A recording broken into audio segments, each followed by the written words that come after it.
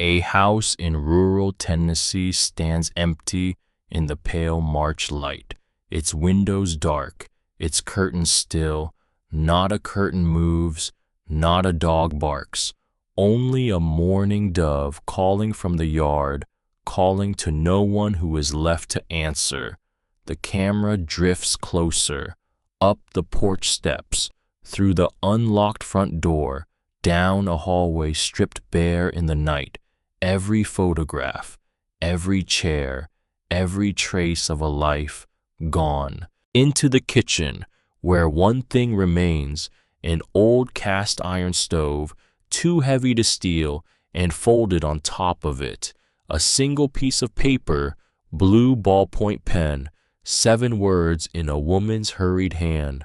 A young woman stands before it, 20 years old, barefoot on cold wood. Her grandmother is buried, her aunt is gone, and somewhere across the county, a black Escalade is already turning onto a dirt road that has not seen a car like it in 20 years. She has $40. The house was quiet, in a way houses are not supposed to be quiet.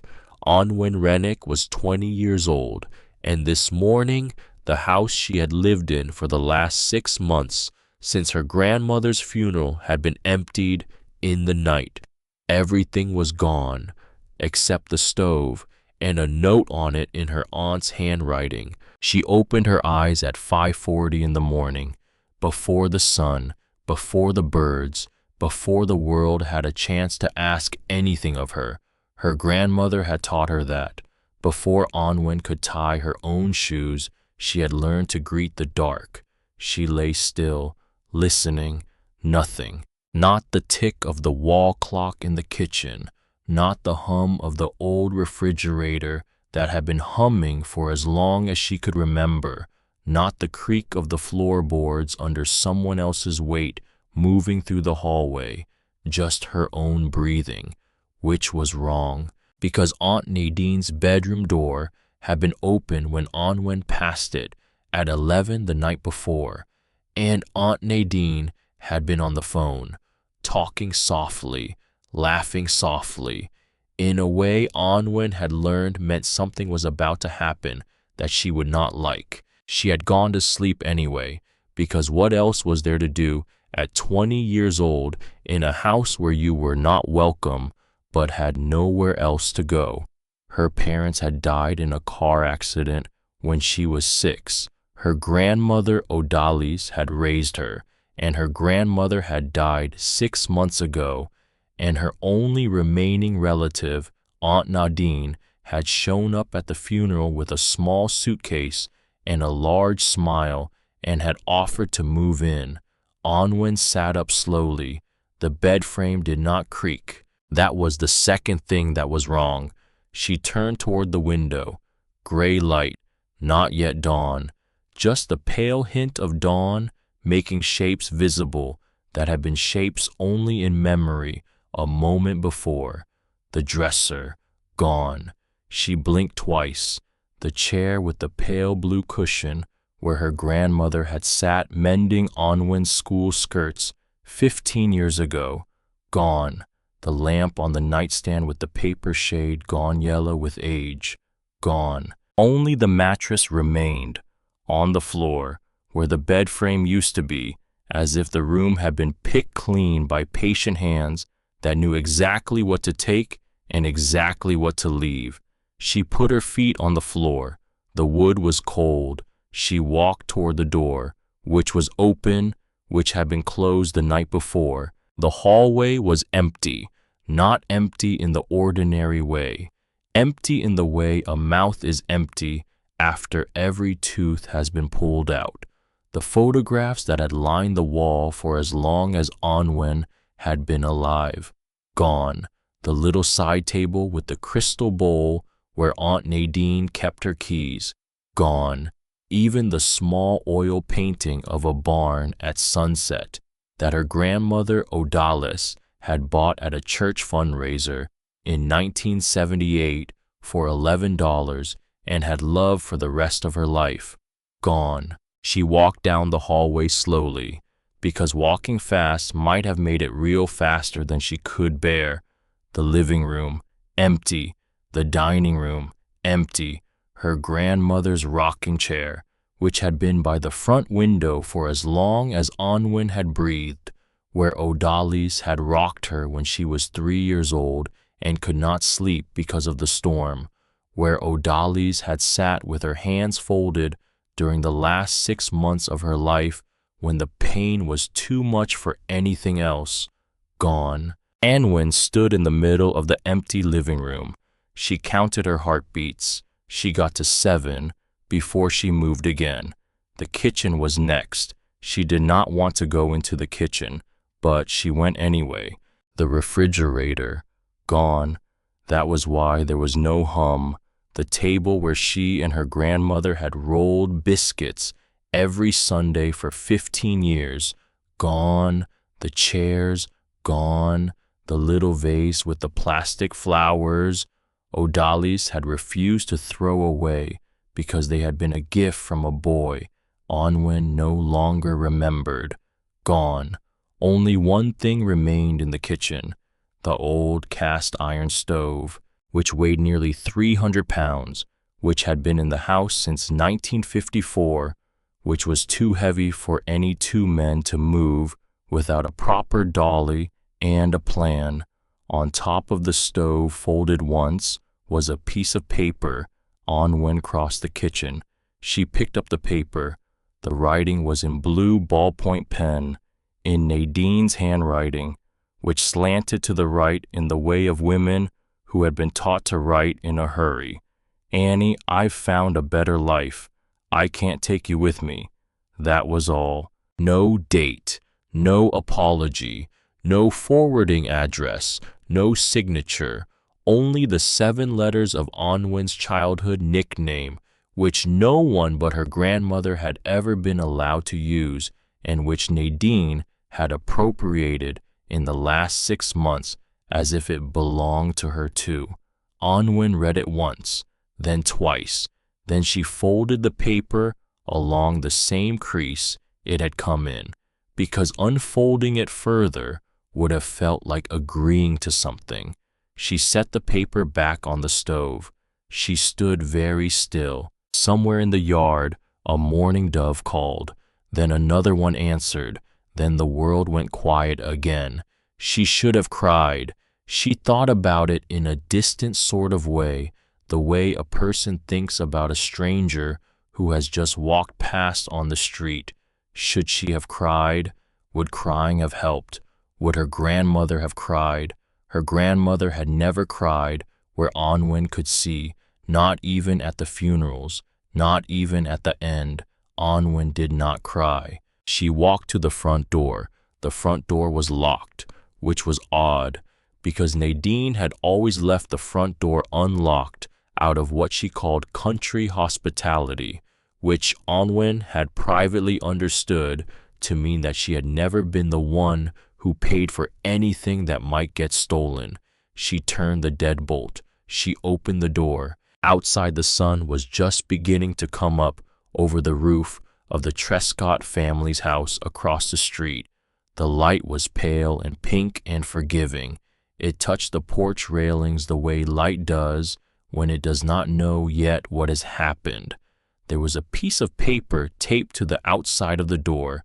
It was not from Nadine. It was from a company called Meridian Land Holdings, LLC.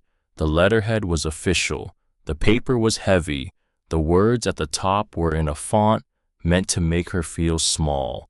Notice of property possession. She read the first paragraph. Then she stopped.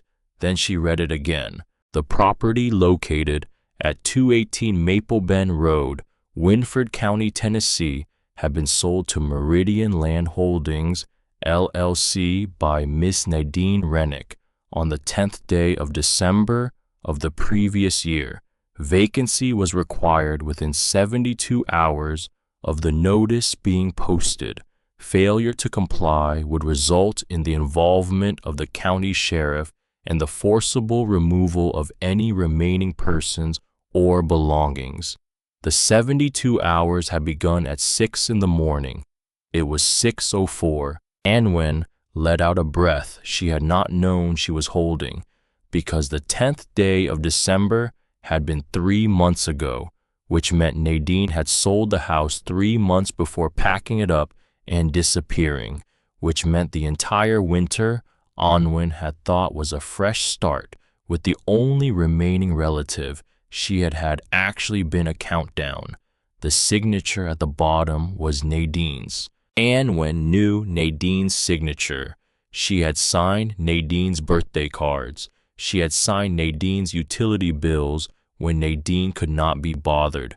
She had watched Nadine sign 100 receipts and forms and prescriptions. But this signature was hers, Anwen Rennick, written in a loop and slant that was not quite hers, but close enough that a title company would have accepted it without question, and had, because there it was on the notarized copy attached behind the first page. She felt the anger arrive. She recognized it, but she did not let it into the room. Her grandmother Odalis had taught her that too. Anger is a guest sweetheart. You do not have to let it stay for supper. She folded the notice. She went back into the empty kitchen.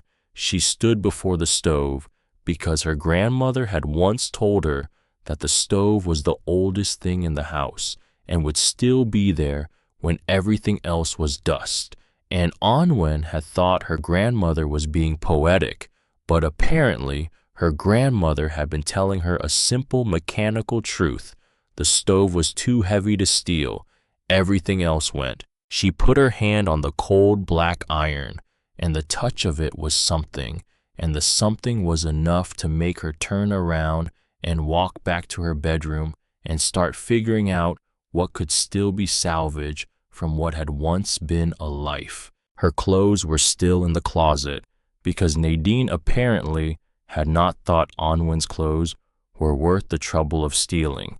2 pairs of jeans, 3 t-shirts, a sweater her grandmother had knitted in 2019, the last winter Odalis had been strong enough to knit anything, a jacket, underwear, socks, a pair of work boots that had been her grandfather's before Anwen was born, kept because they fit her almost perfectly. Under the closet floorboard, in the space her grandmother had shown her when she was 12, was the old tin box that had once held butter cookies from a bakery in Nashville.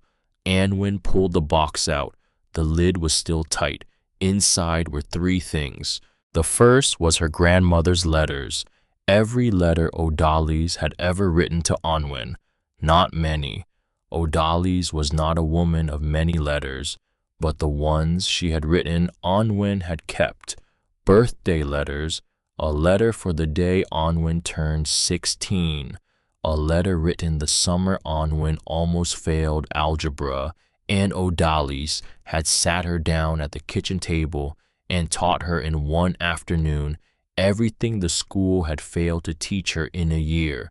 A letter dated 3 days before Odalis died, addressed for when you need it, sweetheart, which Anwen had not yet opened because she had not yet needed it, or so she had thought. The second was a photograph, black and white, because Odalis had liked black and white. Odalis at 17 standing beside a much older woman who was Anwen's great-great-grandmother, whose name Anwen had never quite been able to keep straight. The 2 of them stood in front of a brick storefront with a wooden sign that read something Anwen could not make out from the photograph's grain. Odalis was laughing. The older woman was not laughing, but was looking at Odalis with an expression Anwen recognized as love without any decoration on it. The third thing was a small folded stack of bills. Anwen counted them. 20, 10, 5, 5, 2 ones, $42, which was everything she had in the world. She sat on the floor of her closet with her back against the wall, the $42 in one hand, the cookie tin in the other. Outside in the empty living room, the sun was rising through the front window, and nothing else in the house was making a sound. She let herself for exactly 90 seconds feel it, the full weight of it.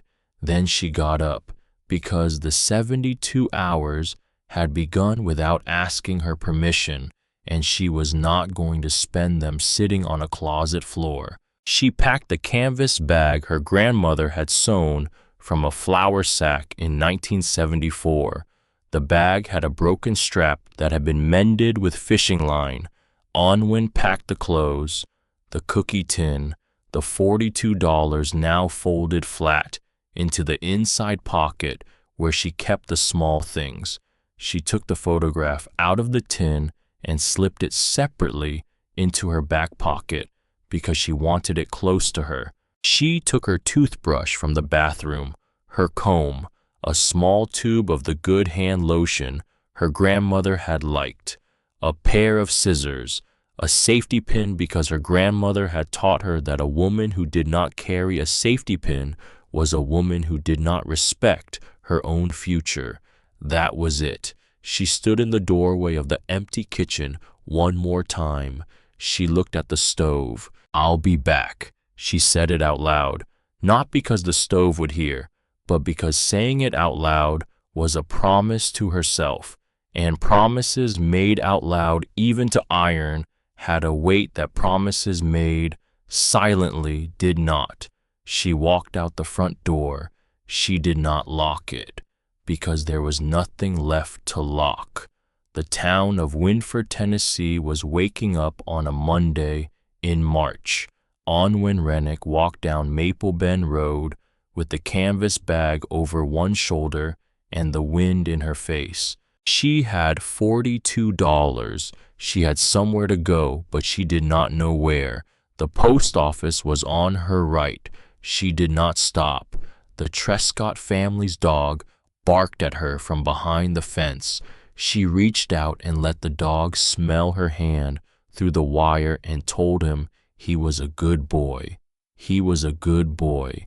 He had always been a good boy, even if today was a day when good boys had less power than they should. The town library, the old barber shop where Mr. Cardwell had been cutting men's hair since Onwin was in kindergarten, the diner where her grandmother had taken her on the Fridays that Onwin had gotten an A on a test, which had been most Fridays until high school. None of them opened yet. The bag was heavier than she had expected it to be, because grief made bags heavier. That was a physical law her grandmother had once mentioned in passing, and which Onwin had not understood until this exact moment, on this exact street, in this exact gray morning. At the corner of Maple Bend and Sycamore, she stopped. She had to decide. She had a short list. She had made the list in her head while she was still packing, without knowing she was making it, because her mind did that. It made lists when the world was falling apart. Her grandmother had once said Onwin had a bookkeeper's brain in a child's body, and Onwin had not known whether that was a compliment or a diagnosis, but she had known it was true. Option 1, the county social services office, which was on 4th Street, which she had walked past 100 times but never gone into, which meant strangers, which meant explaining, which meant sitting in a plastic chair and being seen. Option 2, the Baptist church at the top of the hill, which had a food pantry, which sometimes had a bed for one night if you asked the right person on the right day, but which was closed on Mondays, because Mondays were the pastor's day off. Option 3, Miss Lorna Kettering, who had been her grandmother's best friend for 40 years and who lived on Ridge Street, but Miss Lorna had gone into a nursing home in November, and her house had been sold, and Onwin did not know where she was now. The list ended. Option 1 it was. She turned toward 4th Street. 4th Street was 7 blocks. She walked all 7. She did not count the blocks. She counted her breaths, because counting blocks would have made her aware of how slow she was moving. Counting breaths made her aware that she was still alive, which that morning was the more important thing. The county building was a squat brick structure that had been built during the Depression by men who had needed the work. The social services office was on the ground floor, room 108. The door was propped open with a brick painted the same beige as the walls. Inside there was a chair, 2 chairs actually, one occupied by a young man with a duffel bag between his feet who did not look up when Onwin walked in. The other empty. Onwin sat down in the empty one. A woman behind a laminate counter told her to give her 2 minutes. Onwin gave her 2 minutes. She gave her 7. At the end of the 7, the woman looked up. She was young, perhaps 30.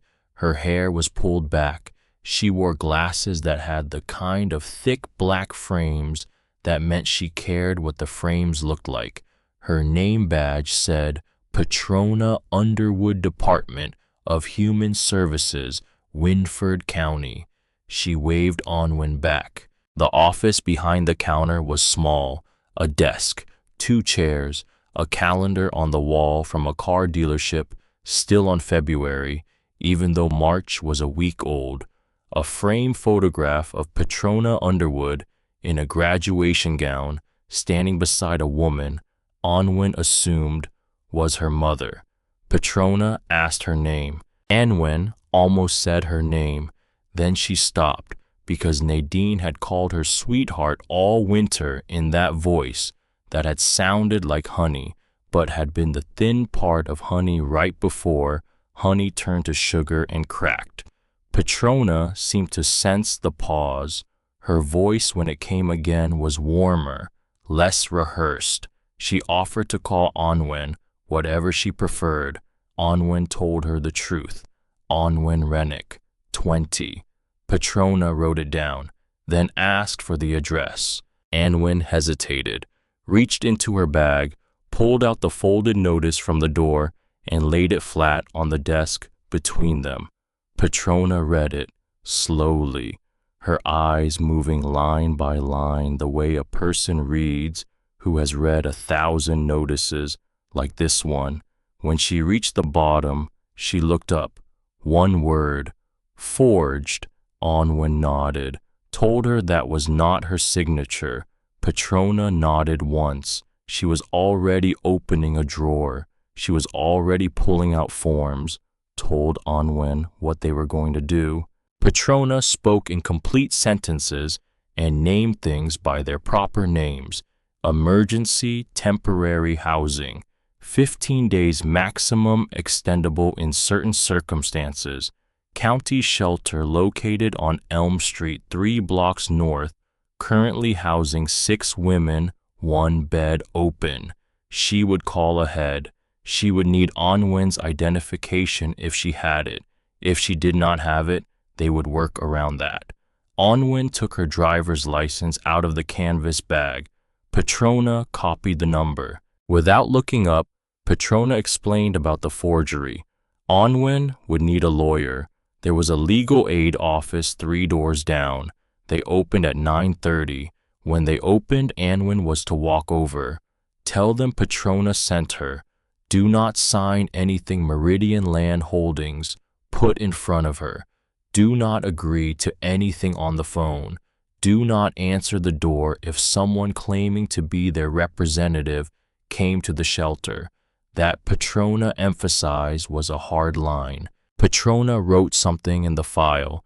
Then she looked up at Onwin for the first time in 3 minutes and told her quietly that she was going to be all right. Onwin wanted to believe her. Onwin did not believe her, but she nodded anyway, because sometimes you nod at what you want to be true even when you know it isn't, and later, sometimes, the nodding becomes the truth. At the shelter on Elm Street, Onwin was assigned to bunk 4. It was a bottom bunk in a room with 3 others. The room smelled of laundry detergent and something that might have been bleach or might have been sadness. The pillow was flat, the blanket was thin, the sheet had been washed so many times it was almost translucent. None of that mattered. What mattered was the woman in bunk 3. Her name was Effie Nightingale. She was 58. She had short gray hair cut in a way that suggested she had cut it herself with kitchen scissors and had not particularly cared about the outcome and had gotten the outcome she deserved. She was thin.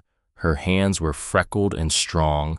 She was reading a paperback novel with the cover half torn off. Effie looked up when Onwin came in, looked at the canvas bag, looked at Onwin's face, looked at the bag again, then without ceremony told her the bottom bunk was easier when your knees started going, not that Onwin's were. Effie went back to her book. Anwen unpacked what little she had. She set the cookie tin on the small shelf above the bunk. She folded her clothes on the 2 shelves she was allotted. She hung her jacket on the hook. She took the photograph out of her back pocket and set it upright against the wall beside the tin so she could see it from the bed. She lay down on her back. She stared at the underside of the bunk above her, because looking at the bunk above her was easier than looking at anything else. Effie turned a page. The paper made a small, dry sound. Somewhere down the hall a phone rang. Someone answered it. The conversation was too soft to hear. It ended. The phone went quiet. Onwin closed her eyes. She did not sleep, but she rested, and resting was almost the same thing. The first day passed, then the first night, then the second day. On the second day, Petrona from Social Services called the shelter and asked to speak to Onwin. Onwin took the call at the phone in the hallway. Petrona had spoken to the legal aid attorney. The legal aid attorney would be in touch. There was a hearing already scheduled for the following Tuesday, at which Onwin would have the opportunity to formally contest the sale. In the meantime, Meridian Land Holdings had been informed of the dispute. They had responded through their attorney, whose name was Vernon Yarrow, and whose office was in a city 3 hours away. Mr. Yarrow had indicated that his client considered the sale binding and would be defending it vigorously. Anwen thanked her. She hung up. She stood in the hallway for a moment. Vernon Yarrow. The name meant nothing, but she remembered it. She put it in the place in her head where she kept names that might matter later. That night after lights out, Onwin took the cookie tin off the shelf. She held it in her lap under the thin blanket. She had not opened it since packing it, not to look at the letters, not to touch her grandmother's handwriting, because she had been saving it for a moment when she could give it her full attention without the noise of the outside world. That moment was now. She opened the lid. The letters were on top, 9 of them, tied with the same brown grocery store string her grandmother had used for everything. Under the letters was the photograph, though she had taken that one out already. Under the photograph, at the very bottom of the tin, was the paper lining, a thin sheet of wax paper that had lined the tin when the tin had held butter cookies from Nashville 40 years ago. O'Daly's had never thrown the lining away, because O'Daly's had never thrown anything away that could still serve some purpose, even if the purpose had not yet been revealed. Onwin ran her thumb along the edge of the lining.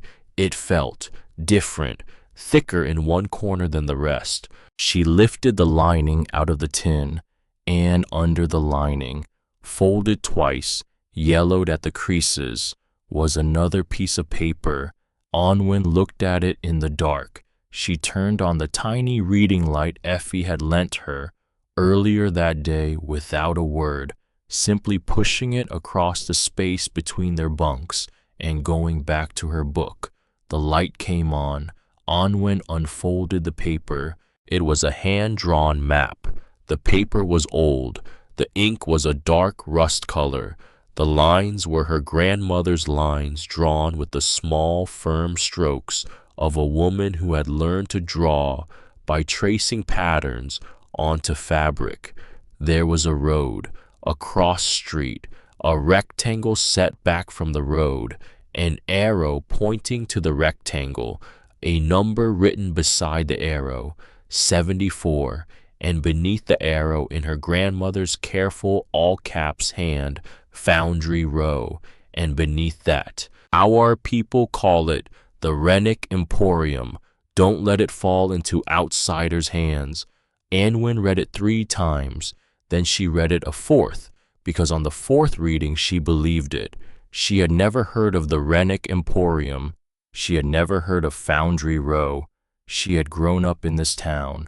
She had walked most of its streets. She had ridden her bicycle down every road within a 2-mile radius of Maple Bend.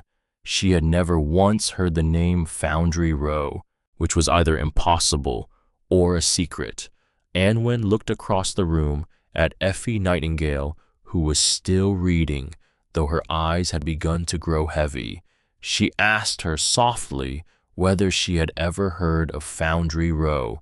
Effie considered the question for the length of a slow breath. She had. Anwen asked where it was. Effie told her. East End, past the old rail crossing, where the pavement ends and the road turns to dirt. Nothing out there now. Used to be warehouses. All fell in during that storm in 61. Then another in 85 finished them off. Weeds and rubbish was all it was now. She turned another page. Anwen sat still on her bunk, the map in her hand, the tin open beside her, 9 of her grandmother's letters tied with string in her lap. Her grandmother had written the map. Her grandmother had hidden the map at the bottom of a cookie tin.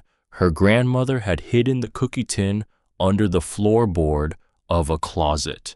Her grandmother had, before dying, made sure Anwen knew where the floorboard was, which meant her grandmother had known Anwen would need this, had known something would happen, had known Nadine was not to be trusted, or had known that something in Anwen's future would put her in a place where she needed a map to a rectangle on a dirt road that Anwen had never heard of.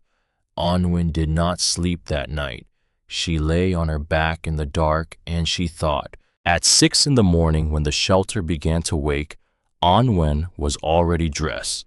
She was already at the little counter where the coffee was. She poured a cup for herself and one for Effie and set Effie's beside Effie's bunk. Effie sat up, told her, not asking, that she was going out there. Anwen said she was. Effie asked if she wanted company. Anwen thought about it, then said yes. Effie put on her boots. They walked. Foundry Row was 3 miles east of the shelter, past the rail crossing, past the old grain elevator that had been condemned in 1998 and had never been torn down, past the place where the pavement gave up and the dirt began. The road curved. There was a hand-painted sign, faded, that Anwen could just make out. Foundry Row. Below that, in smaller letters, private road, proceed at own risk. They proceeded. The road narrowed. On both sides, the brush had grown up to shoulder height. Effie walked in front, Anwen behind. Neither of them spoke. At the 7th telephone pole, Anwen counted, and the 7th was where the map said to look. She stopped. The number on the fence post was 74. The fence was mostly down. It had been down for a long time, barbed wire that had grown up into the trunks of small trees, a gate that hung from a single hinge, a sign that had once said something but had rotted away except for the letters ELS or. Behind the fence was what Effie had said would be there, a field of rubbish and weeds, broken bricks, the remains of walls no more than knee-high in most places, where whatever building had once stood had come down and been left to be reclaimed by the earth. In one corner, a stack of collapsed roof timbers rotted quietly under a mat of ivy. Effie stepped up beside her, and with the flat honesty of a woman who saw no reason to dress things up, told her the place was worse than nothing.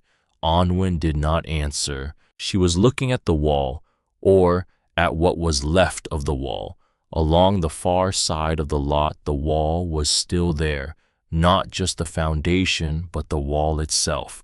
6 feet high in places, 10 in others, made of a brick Onwin recognized from her grandmother's kitchen. Yellowish, thick, old, except it was not the color of the brick that held her attention. It was the thickness. She stepped over the fallen fence. Effie followed after a beat. Anwen walked to the wall. She put her hand on it. She let her palm rest against the surface. The wall was cold. Her grandmother had once told her when Onwin was 10, and they had been repairing a section of the low garden wall behind the house, that you could tell how good a wall was by putting your hand on it.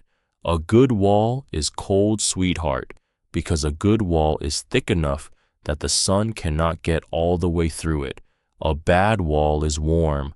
A bad wall is thin. Never trust a warm wall. This wall was very cold. Onwin walked along it. She counted her steps. 38 steps before it turned a corner. 38 steps was a long wall. For a nothing warehouse in the middle of nowhere on a road nobody used, this was not the wall of a nothing warehouse. She waved Effie over, showed her the thickness, used her hand as a measure. The wall was 3 of her hand widths deep, which was 9 inches, which was twice as thick as any warehouse wall Onwin had ever seen, which was the thickness of a wall someone had built because they had cared what the wall would do in 100 years, not just next winter. Effie looked at the wall and made a small sound of interest that was not quite a word. That was all, but it was enough. They walked back to the shelter in the same silence they had walked out in, except now the silence was a different kind of silence. It was not the silence of 2 women with nothing to say. It was the silence of 2 women who had both just seen something and were both trying to decide what to do with it. At the shelter, Petrona from social services was waiting on the porch. She had news. Petrona sat down on the porch step. Anwen sat beside her. Effie went inside to give them privacy, but not before. She poured a 3rd cup of the shelter's coffee and set it down between them. The county Petrona explained was auctioning off some tax-delinquent properties the next morning. One of them was on Foundry Row, number 74, starting bid $25. Onwin did not react, because if she had reacted, she was afraid it would come out too big. Petrona had seen it on the docket that morning. She thought Onwin should know. Onwin told her she had $42. Petrona knew. Anwen asked her why she was telling her this. Petrona looked at her a long moment, then said in that same low, steady voice that sometimes people needed someone to notice them, and that she had been noticing Onwin. That was the moment Onwin understood that Petrona was going to be more than a case number to her, that the woman with the black glasses and the calendar stuck on February had made a decision without asking permission to be on Onwin's side. Onwin did not thank her, because thanking her would have felt like giving Petrona an excuse to withdraw. Instead, Onwin just nodded. Petrona nodded back. They finished the coffee together. They did not speak again until the cup was empty. The auction was the next morning. The auction yard was the county impound lot on the far side of the town. Anwen walked. It took her 50 minutes. She arrived an hour early. She sat on a folded plastic chair someone had left leaning against a wall. The canvas bag was between her feet.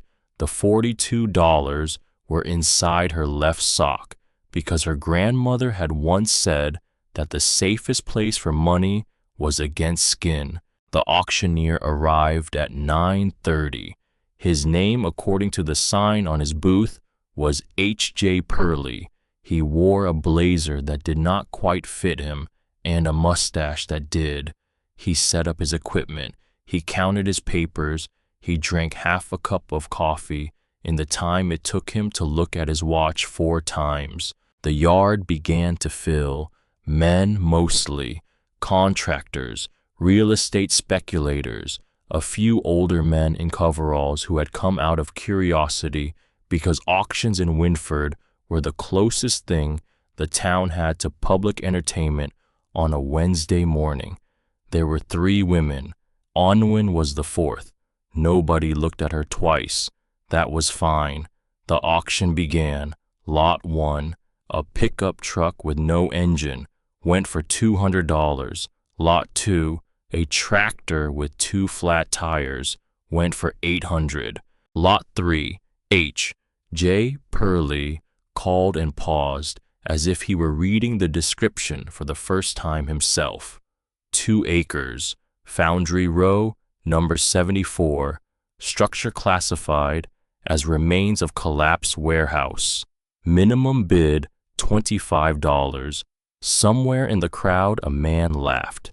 It was a short laugh, the laugh of a man who thought a joke had just been made without anyone bothering to write the punchline. Another man muttered that 25 was 25 too many for that pile.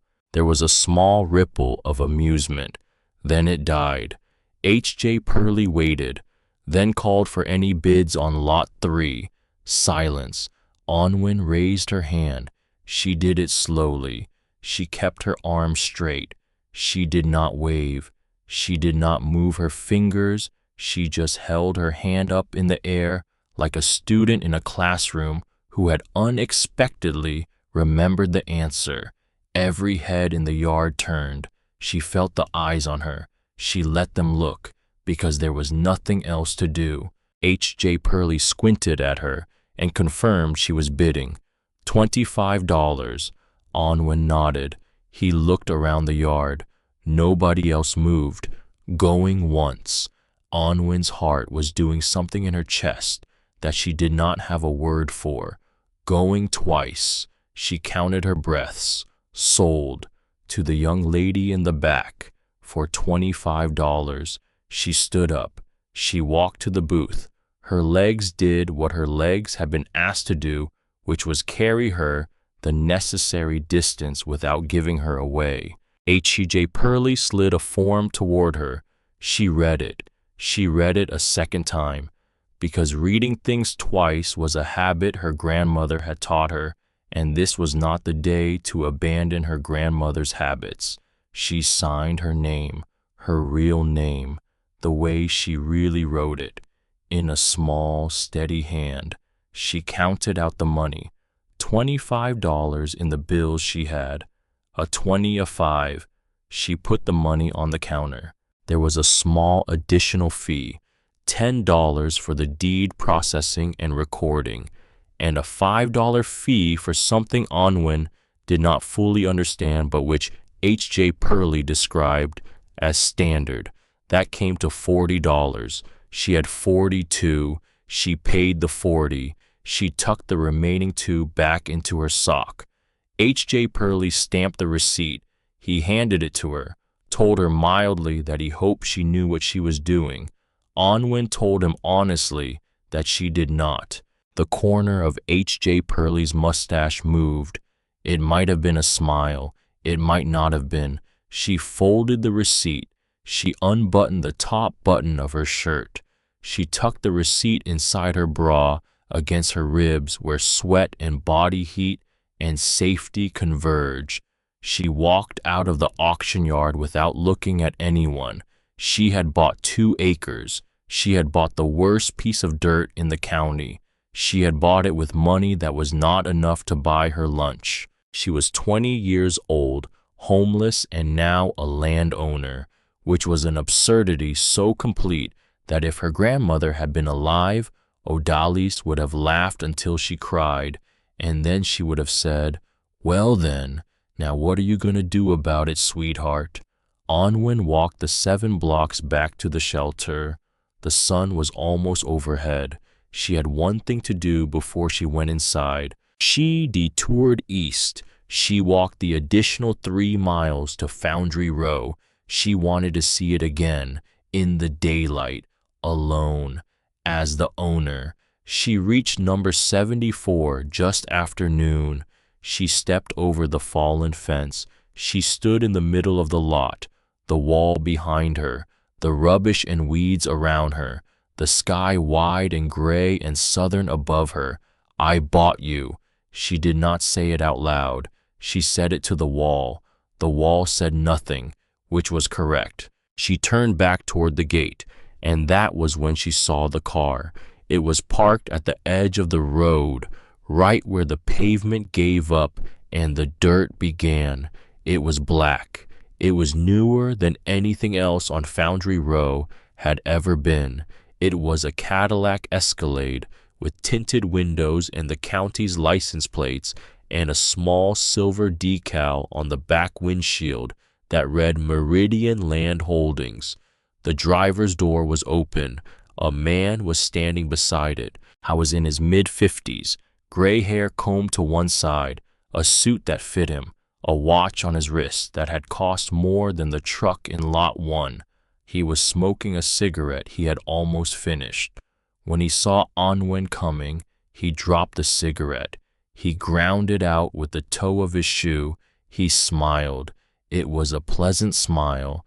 It was the smile of a man who had learned that smiling first was cheaper than negotiating later. He greeted her by name, Miss Rennick. Onwin stopped, 10 paces away from him. She said nothing. He introduced himself, Vernon Yarrow, attorney. He represented Meridian Land Holdings, LLC. Perhaps she had heard of them. She had. She said nothing. He congratulated her on the purchase, told her he would like to buy the parcel from her, 200 times what she paid. Onwin's mind did the math without her permission. $40 times 200 was $8,000, which was more money than she had ever held. $8,000 would rent her an apartment. $8,000 would let her eat for 6 months. $8,000 would give her the time to figure out what to do next. $8,000 from Vernon Yarrow was a bribe with a smile on top of it. Never trust a warm wall. Her grandmother's voice, clear and immediate, as if Odalis had been standing behind her left shoulder. Onwin looked at Vernon Yarrow. His shoes were expensive. His car had cost more than most houses in Winford. His suit had been tailored, not bought off a rack, tailored, which meant he had come all this way and dressed all this well to offer $8,000 for a piece of rubbish that everyone in the county had refused to pay $25 for that morning, which meant the rubbish was not rubbish. Onwin said no, flat, once.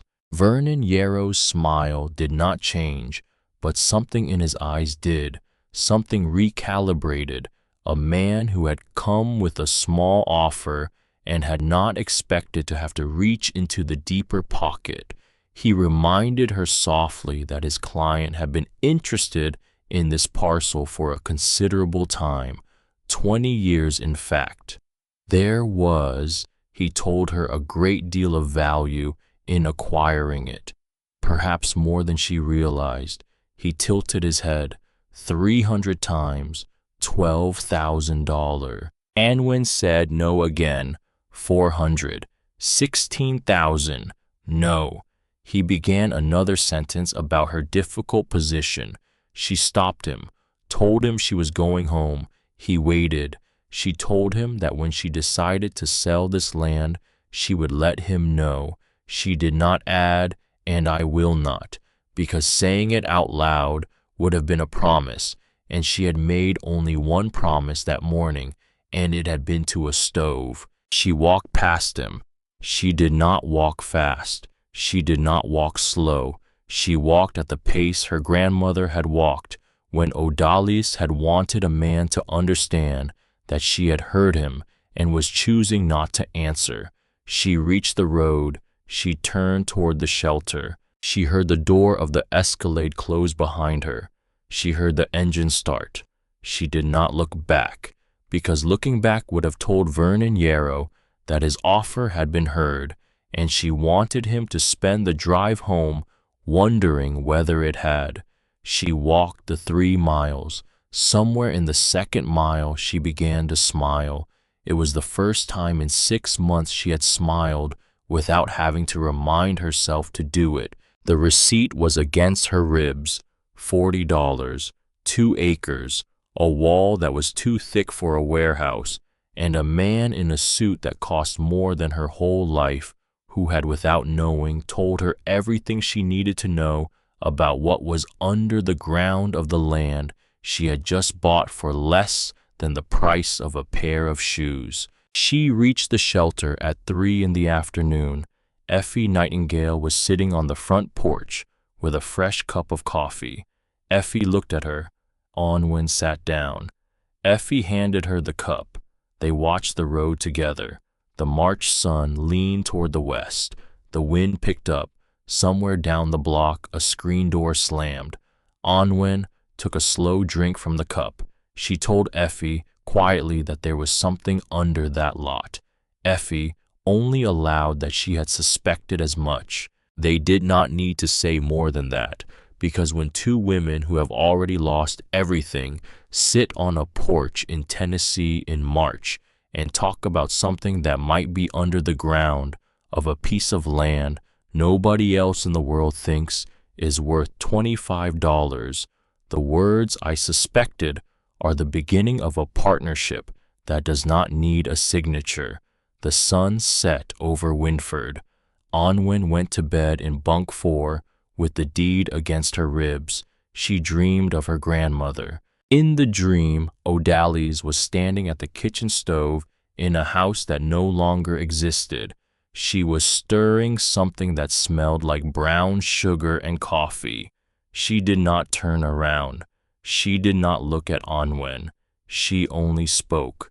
"Sweetheart, now you know how to listen for what's under the floor. Everything I taught you was for this." Onwin woke at 5:40 in the morning. Before the sun, before the birds, she sat up in the bunk. She was ready. The next morning, Onwin was at the lot at 7. She walked, because she had no other way to get there, because the walk was 3 miles and gave her time to think, and thinking in those days was the only luxury she could afford. She wore her grandfather's work boots. She wore her jeans. She wore the sweater her grandmother had knitted in 2019 because it was still cold in the shade at 7 in the morning in a Tennessee March. She carried a canvas bag with 2 things in it, a bottle of water and a small hand trowel she had borrowed from a woman named Marguerite at the shelter who kept a garden in a coffee can on the windowsill. That was it. That was all she had to start with. At the corner of Foundry Row and the last paved street, there was a small building with a hand-painted sign above the door, Homesteads, below the name in smaller letters, Coffee and Such. The door was open. The smell of coffee reached her before she reached the door. She had not planned to stop. She had planned to walk past, because she had $2 in her sock, and every dollar was a decision. But the smell was the smell of her grandmother's kitchen at 5 in the morning, which meant she was inside the building before she had made a decision to go inside. Behind the counter was a man. He was in his late 60s. He was tall in a way that suggested he had been taller before life had leaned on his spine. He had gray hair that he did not bother to comb, He had hands that had done work in every decade he had lived. He was wiping a coffee cup with a rag that had been white in an earlier life. He looked up when the bell above the door rang. He did not smile. He did not smile. He just looked at her, the way a man looks at weather, greeted her with a single flat word. She returned it. She stood inside the door. She looked at the small chalkboard above his head. Coffee, $1. The rest of the board was blank. He offered coffee. She accepted. He asked about cream. She said, please. He poured. He added cream from a small pitcher. He set the cup on the counter. He did not tell her the price. He had already written it on the board and expected her to have read it. She put $1 on the counter. He picked up the dollar. He rang the register. The register was old enough to make a mechanical sound instead of an electronic one. The drawer opened. The drawer closed. She took the cup. She turned toward the door. He called after her. She was the one who had bought the lot, wasn't she? She turned back, confirmed she was. He nodded once, told her his name was Homestead, told her to come in when she needed to. Coffee was $1, been $1 since 1998. Might go up someday. Wouldn't be that day. That was all. She thanked him. She meant it. She walked out with the cup warm in her hand. She drank the coffee on the walk from Homestead's to number 74. It was the best coffee she had ever tasted, not because it was actually the best coffee, because it was the first thing she had bought with her own money since becoming technically a landowner, which was a kind of taste that no bean could give. She reached the lot at 7:20. She set the empty cup on top of the fence post the way she would return it later. She unslung the canvas bag. She rolled up her sleeves. She stood in the middle of the lot. She looked at the wall. She looked at the ground. She thought about her grandmother's voice in the dream. You know how to listen for what's under the floor. She thought about what her father Dorland had taught her before he died when she was 6. He had been a bricklayer like his grandfather before him. He had shown her how to tap a wall with the flat of your palm to hear what the wall was made of. Solid wall sings low, sweetheart. Hollow wall sings high. She had been 6. She had not understood what he meant, but her hands had remembered. She dropped to one knee. She began to tap. She tapped in small circles. She moved. She tapped again. She listened. The ground under the rubbish was mostly ground, compacted earth, broken brick fragments mixed with soil. The sound came back dead, solid, the sound of dirt and stone that had settled together for 100 years. She worked her way toward the wall. She tapped along the base of the wall. She followed the wall to the corner, to where the side wall met the back wall. She tapped the corner. She tapped 6 inches out from the corner. The sound changed, just a hair, just enough that a person who was not listening would have missed it. Onwen was listening. She moved out another 6 inches, tapped, higher, emptier. She stood up. Her heart did something in her chest that was not fear and was not joy, but was the thing that comes before both. She measured out a rough square 8 feet by 6 feet in the corner where the sound was different. She marked the corners with pieces of broken brick from the rubbish. Then she reached into the canvas bag. She took out the trowel. She began to dig, not deep, not fast. She dug the way her father had taught her to lay mortar, slow, even, with attention. She removed a thin layer of topsoil. Under the topsoil was more rubble, broken tile, rotted wood. She pushed the rubble aside. She kept going. By 11, she had cleared a patch of ground, perhaps 4 feet across, down to a hard, packed layer that was not quite stone and not quite earth. She sat back on her heels. Her shoulders ached. Her palms were red from where the trowel had rubbed. She wiped her forehead with the back of her wrist. She looked at what she had uncovered, and she saw, set into the compacted layer, almost invisible under 100 years of settled dirt, was a large flat piece of dressed limestone, rectangular, approximately 6 feet by 4 feet, and in one corner of the limestone at the edge where the stone met the earth was a small iron loop, a ring, rusted almost to nothing, but still unmistakably a ring.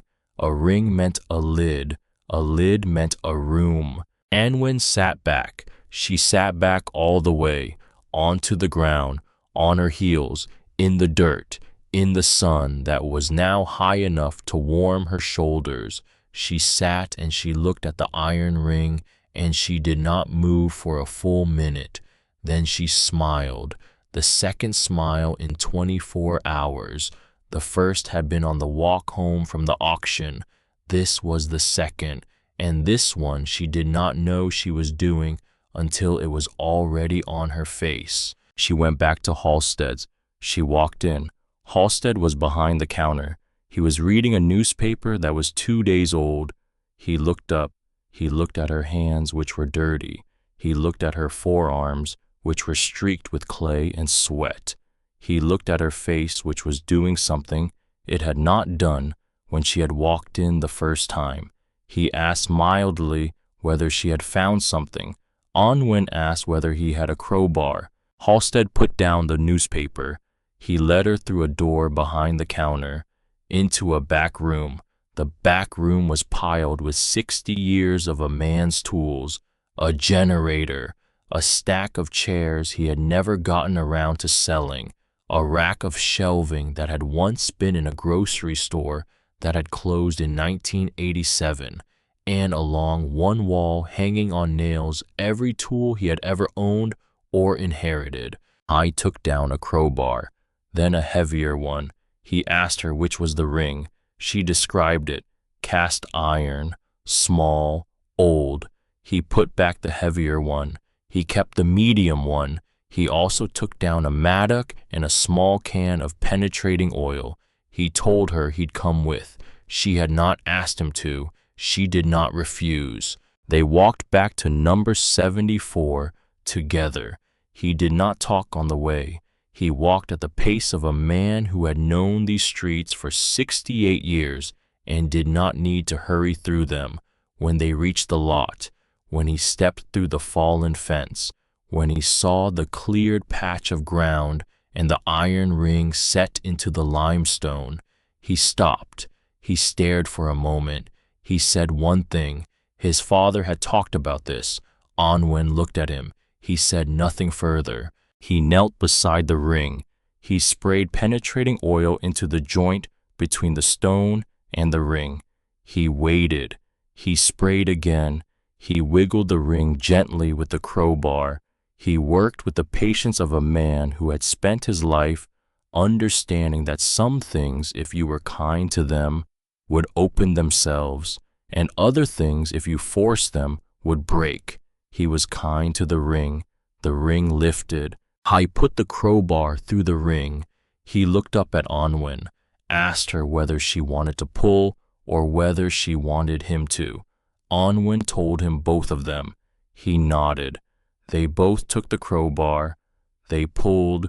The stone did not move. They pulled again. The stone shifted, just an inch, but it shifted. They pulled a third time, together, hard, Anwen's shoulders, his shoulders, both of them leaning back with their weight on the crowbar. The stone came up with a sound like a deep, wet breath, being let out after 160 years of holding it in. Cold air rose from the opening in the midday March heat. It was cold enough to make Anwen step back. She stood very still. The opening was black, not the ordinary black of shadow, the deeper black of an enclosed space that had been sealed since before anyone alive had been born. Homestead stood beside her.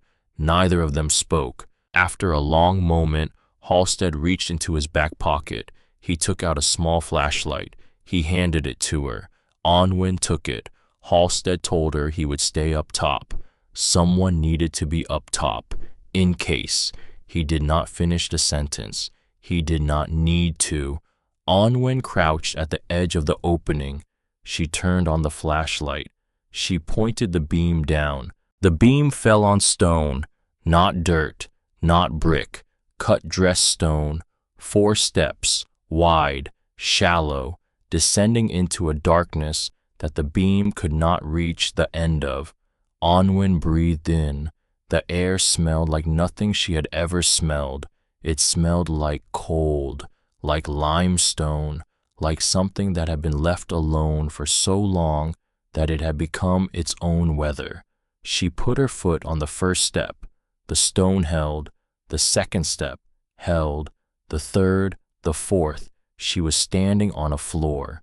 Not a floor of dirt, not a floor of packed clay, a floor of brick laid in a herringbone pattern, half bricks angled against each other in the way of the finest colonial-era work. She turned the flashlight in a slow arc. She was in a room, but the word room was not enough. The ceiling was vaulted. A series of stone arches ran the length of the space, each arch springing from a column set into the sidewall, each arch supporting the weight of 160 years of earth above her head. The arches were spaced regularly. She counted them without meaning to. 12 on each side, 24 in total. The space was long. She could not see the far end. The beam of the flashlight did not reach. She walked slowly. The floor was even.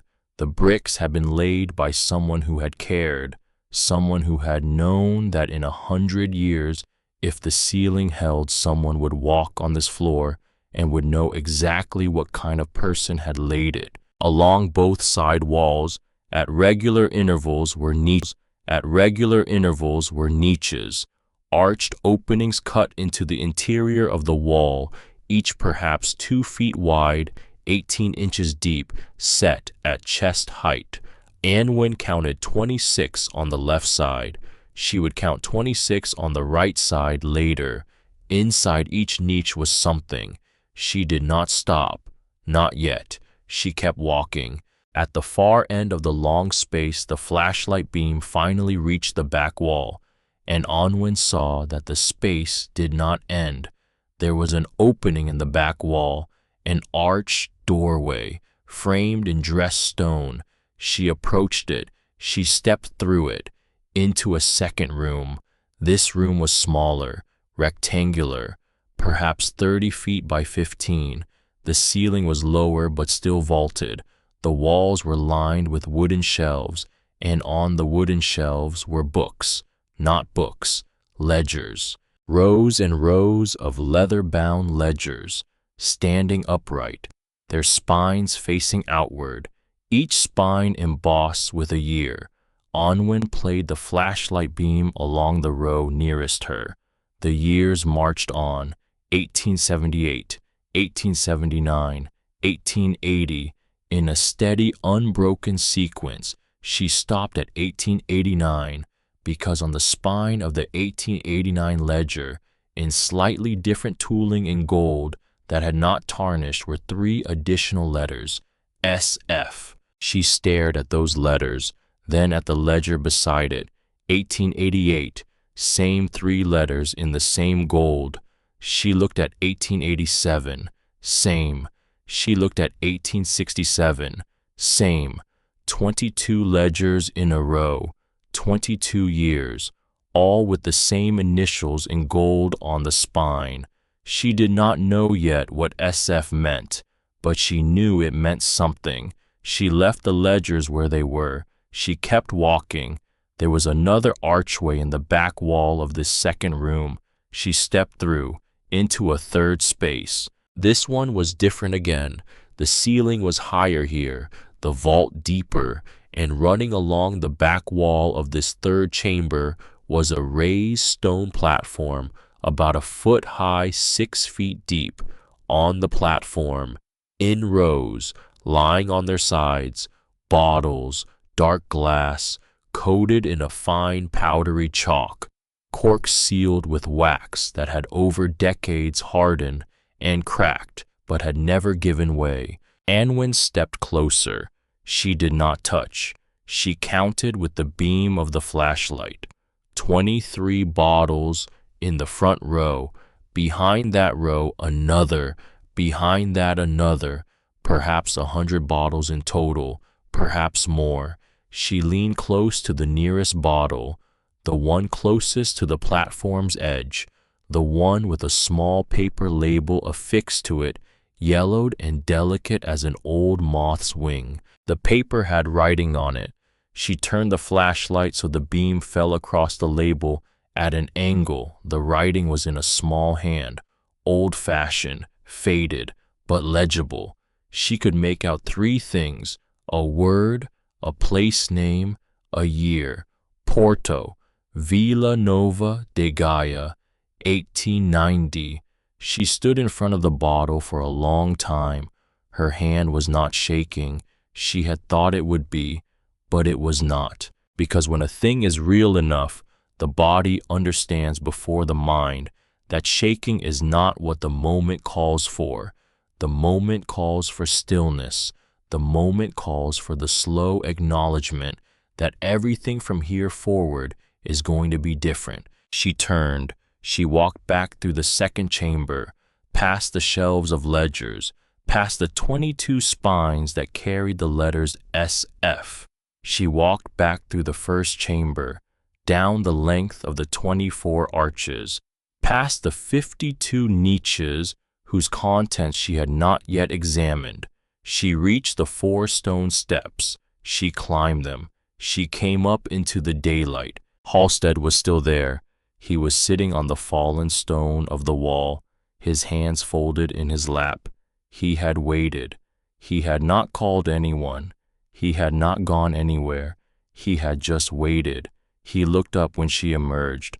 Anwen did not know until she opened her mouth to speak that she would have to swallow first. She swallowed. She told him he needed to see this. Homestead stood up, told her quietly he was too old to go down there. I was not too old, but she understood what he was saying. He was saying, this belongs to you. I will honor it by not standing in the middle of it. She nodded. She sat down beside him on the fallen stone.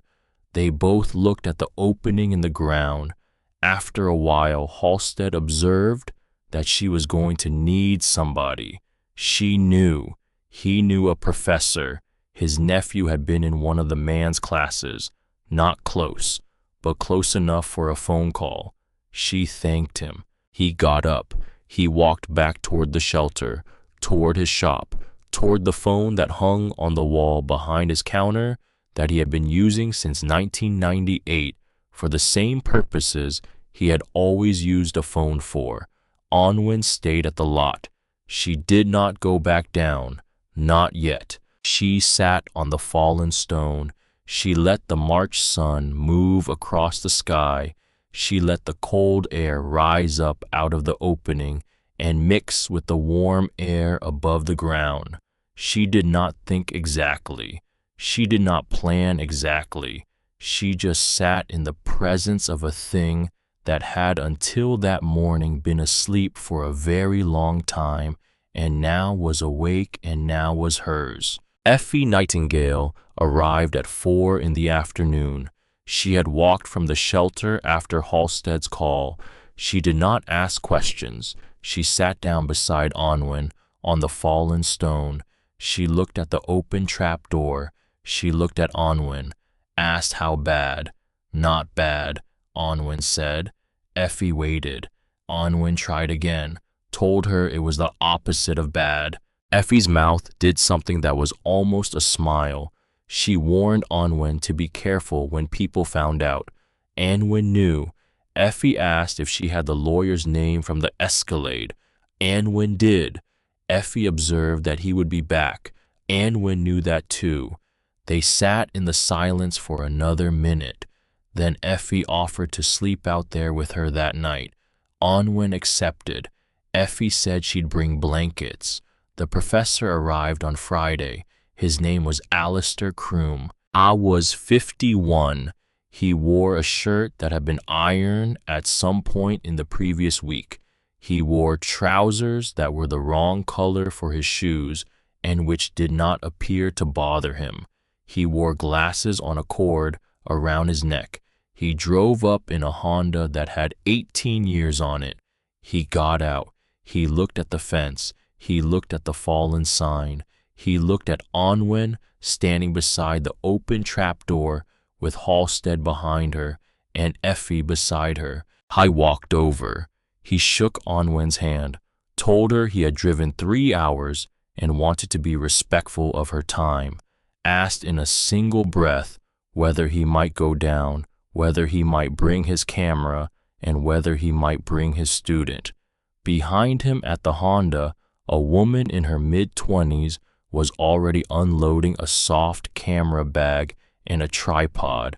She had short black hair and the alert, contained expression of a person who had known on the drive over that she was probably going to see something that would matter for the rest of her career. Onwin told him all 3 yeses at once. Alistair Croom nodded. Once, thanked her. He went down.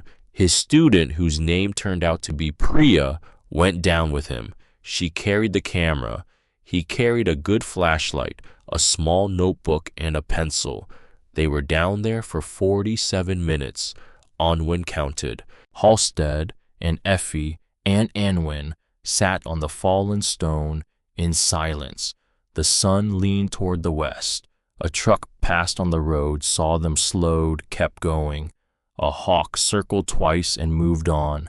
At the 47th minute, Alistair Croom came back up the stone steps. He was wiping his glasses with the corner of his shirt. He put the glasses back on. He looked at Onwin.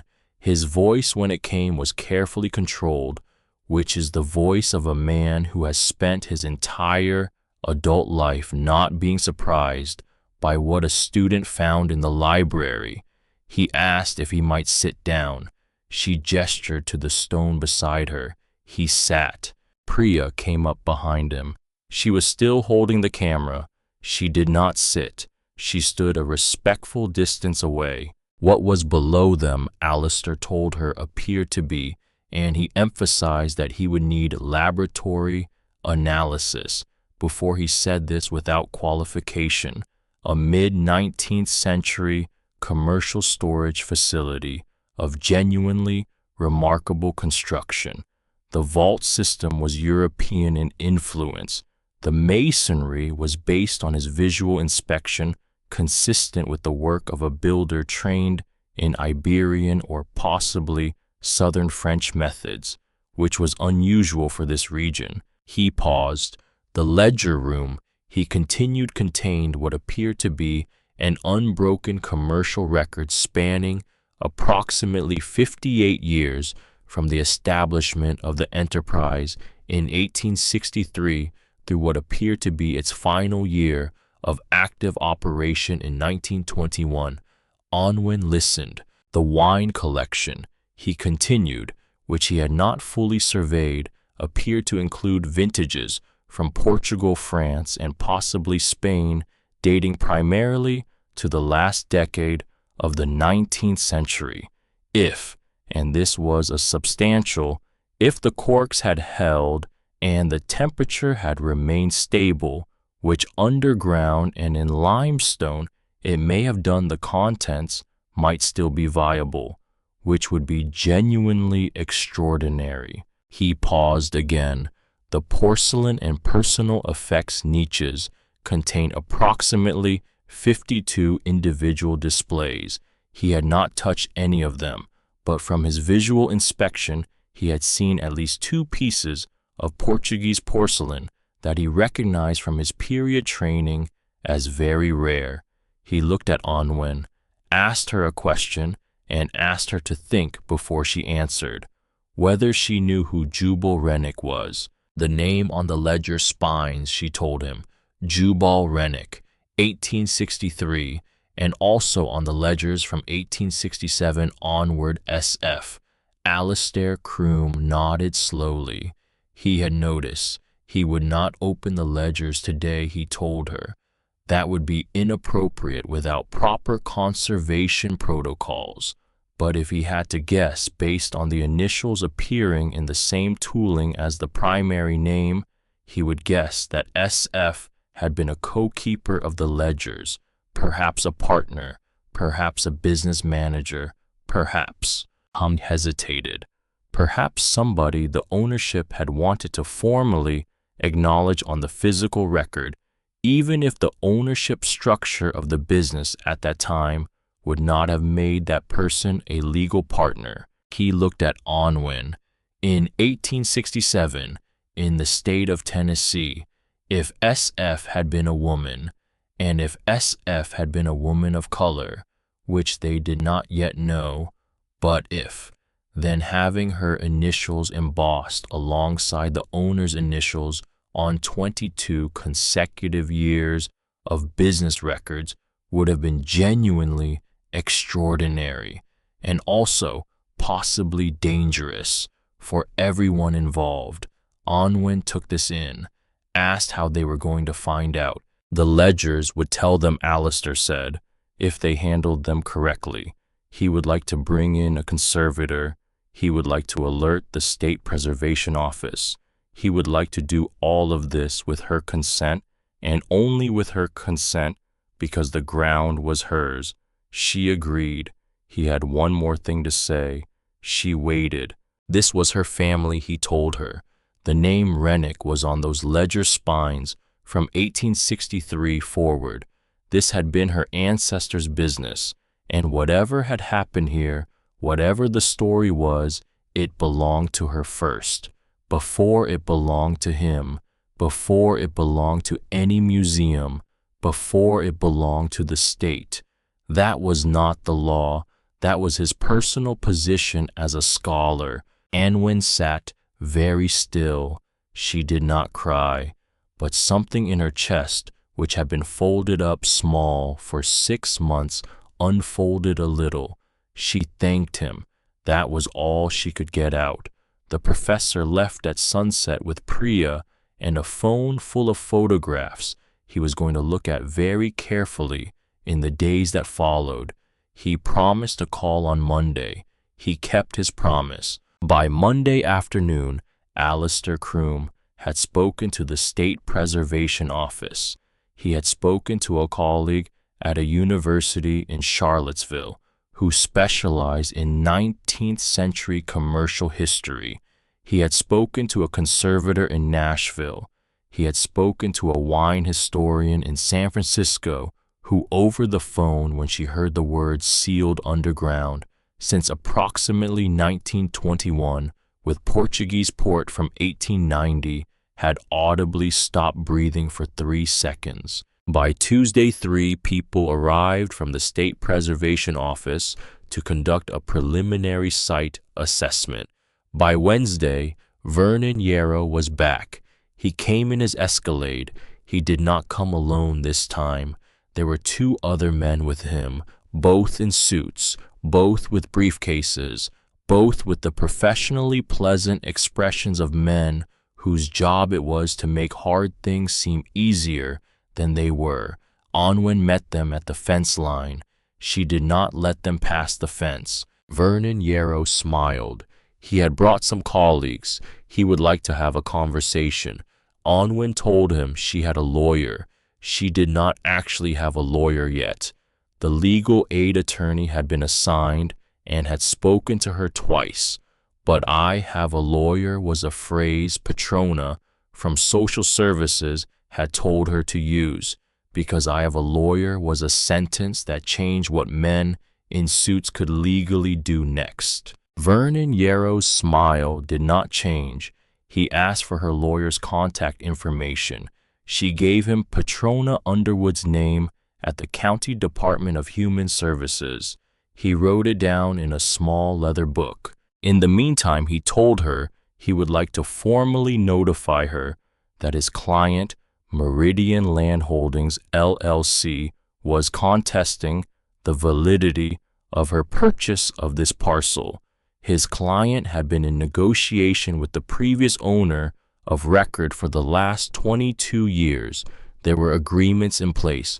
There were documents that unfortunately had not been properly filed with the county at the appropriate times, but which nevertheless established a prior claim. Onwin said nothing. He regretted he told her that this had become adversarial. It had not needed to be. His original offer remained open. In fact, given the circumstances, he was now authorized to offer significantly more. He looked at her. $100,000. The number sat there in the air between them. $100,000, which was more money than her grandmother had made in the last 40 years of her life, which was more money than the house on Maple Bend had sold for, which was mathematically 2,500 times the price Onwin had paid for the lot the previous Wednesday morning. Onwin looked at him, asked him whether he was aware of what was under this ground. Vernon Yarrow's smile did not falter, but his eyes did, just for a moment, just for the space of a single blink. And in that moment, in that blink, Onwin knew, she knew he knew. She knew that Meridian Land Holdings had known for a long time, that someone in that company somewhere along the way had figured out what was down there, that they had been waiting for the lot to become available, that they had 22 years ago first identified the parcel, that they had approached the previous owner, that the previous owner had, for reasons Onwin would spend the following weeks trying to understand, refused to sell to them, that they had waited, that the previous owner had in the intervening years died, that the property had gone into tax delinquency, that Meridian Land Holdings had presumably been watching for the auction, that they had perhaps expected to buy it themselves for a nominal sum, that they had not expected a 20-year-old girl with $40 in her sock to raise her hand.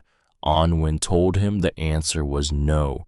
He began another sentence. She stopped him, told him the answer would always be no. She turned around. She walked back into her own property.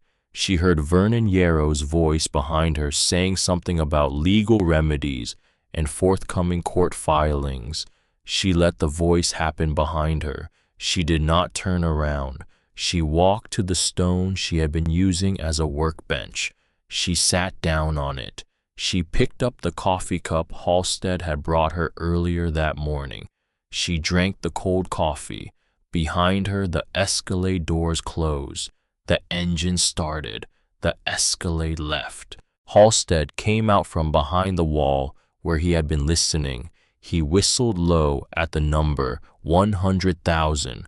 Onwin took another sip of cold coffee, considered the sky, told him quietly that the number told her everything she needed to know about what was down there. He watched her a moment longer, took in the steady way her shoulders held themselves, and went back to his shop without another word. That evening, back at the shelter, Petrona Underwood came by. She had come after her workday on her own time, which Onwin had not asked her to do and had not expected. She sat with Onwin and Effie in the shelter's common room. She had brought news that she needed to deliver in order. She was worried about Onwin, she began, not about the day, about what happened next. Vernon Yarrow, she explained, would file a lawsuit within a week, maybe two. He would argue that the previous owner had made a private agreement to sell the parcel to Meridian Land Holdings before dying. He would produce documents. Some of those documents might be forged. Some might be real. It would not matter in the immediate term which were which. He would get a temporary injunction to freeze the property. He would make it impossible for Onwin to do anything with the land until the court sorted it out, which would take months, which would cost money Onwin did not have. Anwin listened, but there was more. Petrona had run the sale of Onwin's grandmother's house through the office's records that morning.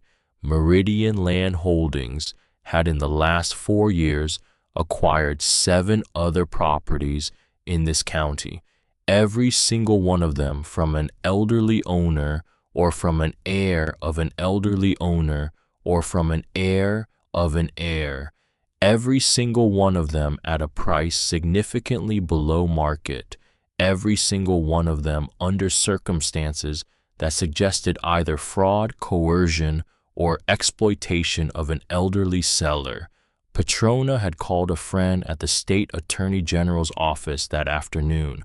Her friend had told her that they had been aware of Meridian Land Holdings for 2 years, but they had not been able to build a case because none of the previous sellers had been willing to testify, because most of them were dead or in nursing homes, and the few who were alive had signed non-disclosure agreements in exchange for small settlements. Petrona paused, and when she continued more slowly, if she fought this, and she won, it would not just save her land, it would crack open a pattern that had hurt a lot of people before her, including her grandmother. Onwin turned her head slightly at that. Her grandmother. Nadine Petrona explained had sold Onwin's grandmother's house to Meridian. Meridian had been the buyer. Meridian was the one who had forged Onwin's signature on the deed, because Onwin's grandmother's will had named her as co-owner of the house, and Nadine had not had the authority to sell without Onwin's signature, so they had forged it. Onwin sat very still. The room was quiet. She asked finally where Nadine was now. Petrona did not know. From the corner of the room, Effie cleared her throat and said that she did. Both Petrona and Onwin turned toward her. Effie was sitting in the corner. She had been silent through the whole conversation, which was Effie's way. She had been listening, which was also Effie's way. There had been a woman at the county clerk's office the previous week, Effie told them, when she had gone to help a friend with paperwork. The woman had been there with a man in a suit. She had been signing something. Effie had recognized her because she had seen her at Odalis's funeral. Nadine. She had been signing a paper that had Meridian Land Holdings at the top of it. She had gotten paid. Effie had seen her getting paid, right there at the counter. Cash. Onwin closed her eyes. Effie had not known at the time that it was Onwin's aunt. She had just noticed because she noticed things. Onwin opened her eyes, thanked her. Effie mumbled that she should have said something sooner. Onwin shook her head, told her she could not have known. She turned back to Petrona, ran through what had just been laid out, that the same company that had taken her grandmother's house was now trying to take her land, that her aunt had sold her out for money twice. Petrona confirmed each one. Onwin was quiet for a full minute. Then softly she said one word, "Okay." That was all. The word landed in the room like a small stone dropped into still water. Just one syllable, but it was the syllable of a decision being made. The next day, Onwin walked to the legal aid office. She spoke to the attorney assigned to her case. His name was Whitmore Bell. He was 34. He had a beard that he had grown to make himself look older, which had backfired. He worked out of a 2-room office with a single window and a coffee maker that had been donated in 2011. She told him everything. He listened. He wrote things down. At the end of the 2-hour conversation, he told her plainly that he had been waiting for a case like this for 6 years. If she would trust him, he would do everything he knew how to do. She trusted him. He filed the response the following Monday. Vernon Yarrow's first court filing came on the Tuesday. The hearing was scheduled for 2 weeks later. In the meantime, life at the site continued. Alistair Croom and the State Preservation Team began a slow, careful survey. The State Preservation Office had remarkably quickly agreed to fund the initial assessment. The ledgers were being cataloged in the second chamber without being removed. The wine was being inventoried in the third. The niches were being photographed but not disturbed. On the 7th day of the survey, Alistair Croom came to find Onwin at the shelter. He had a folder in his hand. He set the folder on the shelter's common room table. He told her they had a preliminary finding from Ledger 1867. He would like to share it with her. She nodded. He explained that the ledger's opening page contained a formal declaration in her ancestor Jubal Rennick's hand. He would read it to her as it appeared. He opened the folder. He read, "Let it be recorded upon this the first day of March, in the year of our Lord, 1867, that Sabra Freemantle, a free woman of color and a resident of this county, is hereby engaged as chief keeper of accounts and manager of business records for the Rennick Emporium. Her wages shall be equal to my own, as her labor is equal to my own. Her name shall appear alongside my own on all official records of this enterprise. Any who object to this arrangement may take their objection elsewhere. I have prayed on this matter and have found my conscience clear." I looked up. It had been signed by both of them, he told her. Jubal Rennick, Sabra Freemantle, on the same line, same height. Anwin looked at the paper. In 1867, in Tennessee, he confirmed. She sat with that, then asked what had happened to her. The ledger stopped bearing her initials in 1889, he told her. They did not yet know why.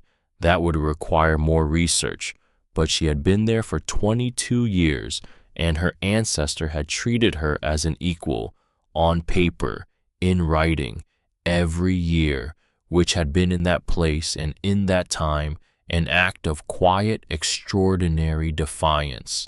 Onwin asked where the descendants would be now. He had been trying to find out, he told her. He asked if he might continue. She told him yes. She sat with the folder open on the table in front of her for a long time after he left, because two things were happening at once inside her, and both of them were larger than she had known she could hold. She was learning that her family had done something good, in a time and place where doing good was hard, and she was learning that her family had done something incomplete, because Sabra Freemantle had left the ledgers in 1889, and Onwin did not know why, and her instinct was already telling her that equal wages and name on the same line had not been the same thing as equal share of the enterprise. Someone at some point had come very close to doing the right thing and had stopped just short. Anwin closed the folder. She stood up. She walked outside. She sat on the shelter's front porch. She watched the sun begin its descent over the roofs of Winford County, Tennessee. She thought about her grandmother and about her grandmother's grandmother and about all the women before them who had known how to keep a secret and had passed that knowledge down like a recipe. She thought about Sabra Freemantle, who had also presumably known how to keep a secret because she had signed 22 ledgers in her own name in the state of Tennessee between 1867 and 1889, and she had walked home each night to a house Onwin would never see, and she had lived a life Onwin would never fully know. Onwin spoke into the empty porch, told the porch she wanted to find her. The porch said nothing, but somewhere in the deepening light of the March afternoon, a mourning dove began to call, and then another one answered.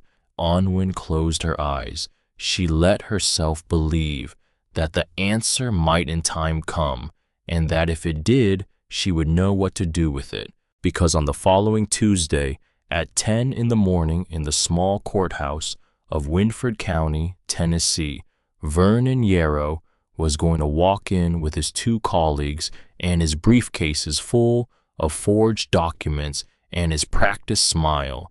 And Onwin Rennick, 20 years old, was going to walk in with Whitmore Bell and with Petrona Underwood beside her in the second row, and with Effie Nightingale beside Petrona, and with Homestead in the third row wearing the only tie he still owned, and with Alistair Croom in the fourth row wearing his cord glasses and holding a manila folder, and in Onwin's pocket, against her ribs, in the same place she had put the auction receipt 3 weeks earlier, would be a folded piece of paper on which she had written in her small, steady hand the names of every person Meridian Land Holdings had taken something from before her. She was going to read those names out loud, if they let her, and if they did not let her, she was going to find another way, because her grandmother had once said, "Sweetheart, the people who take from us always underestimate how carefully we have been counting," and Onwin Rennick had been counting for a long time, and the count was about to come due. The courthouse of Winford County had been built in 1897. It smelled of old paper and floor wax, and the specific stillness of buildings where the same kinds of decisions had been made in the same rooms for 128 years. The ceilings were tall, the windows were tall, the wooden benches in the gallery had been polished by the seats of 5 generations. Onwin Rennick walked in at 9:45 on a Tuesday morning. She wore a gray skirt Petrona Underwood had lent her, a white blouse Effie Nightingale had ironed on the shelter's ironing board while whistling a hymn under her breath, her grandfather's work boots, because the work boots were the only shoes she owned, and Petrona had told her softly to wear what made her feel like herself, that the judge would notice the honest more than the polish. The work boots made her feel like herself. She walked through the marble hallway with her canvas bag over her shoulder. Whitmore Bell was waiting at the courtroom door. His beard was trimmed. His suit was pressed. He had put on the tie his mother had given him at his law school graduation, which he wore only on days that mattered. He looked at Onwin, asked her if she was ready. She said yes. I told her she was going to do fine. She did not tell him that she was terrified, because he could see, and because saying it out loud would have taken up energy she needed for other things. They walked in. The courtroom was already half full.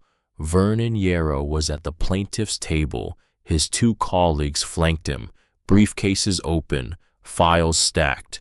Yarrow himself was reading something on a legal pad and did not look up when Onwin entered. Behind the plaintiff's table on the first row of the gallery sat a woman Onwin did not recognize. She was in her mid-40s. She wore a navy blazer. Her hair was pulled back so tightly it made her eyes look as if they had been drawn on. She was scrolling through something on her phone. Onwin took her place at the defendant's table. She set the canvas bag beside her chair. She sat. Whitmore Bell sat beside her. Behind them in the gallery, Petrona Underwood took her seat in the second row, Effie Nightingale in the seat beside her, Homestead in the third row wearing a tie the same color as the sky before a thunderstorm, Alistair Croom in the fourth row with his manila folder, Priya, his student, beside him with her notebook open. 2 other people sat behind them. Onwin did not recognize either. One was an elderly black woman with silver hair pulled up in a soft twist. She wore a lavender dress and a small gold cross around her neck. Her hands were folded in her lap. She sat with the stillness of a woman who had been in a lot of rooms in her life and had learned how to occupy them without permission. Beside her was a younger woman, perhaps 30, same posture, same stillness, same hands folded in the lap. Anwen looked at them once, then again. She did not know them, but she felt something. She turned back to the front. The judge entered. Her name was the Honorable Marcelina Verino Espy. She was in her early 60s. She had short silver hair.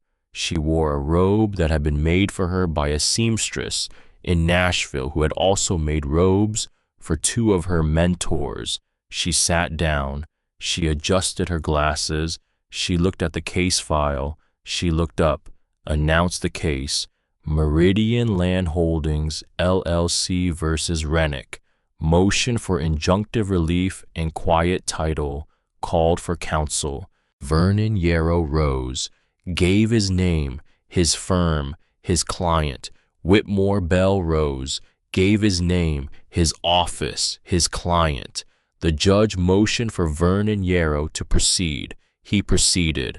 I was smooth. He was practiced. He introduced his exhibits one by one. A purchase and sale agreement allegedly signed in 2003 by the previous owner of record, a man named Emmett Larimer, who had died in 2019 without heirs. A series of certified letters allegedly sent to the county recorder over the years requesting that the sale be finalized. A notarized statement from a former employee of the county recorder's office attesting to the existence of the agreement. Every exhibit had a story.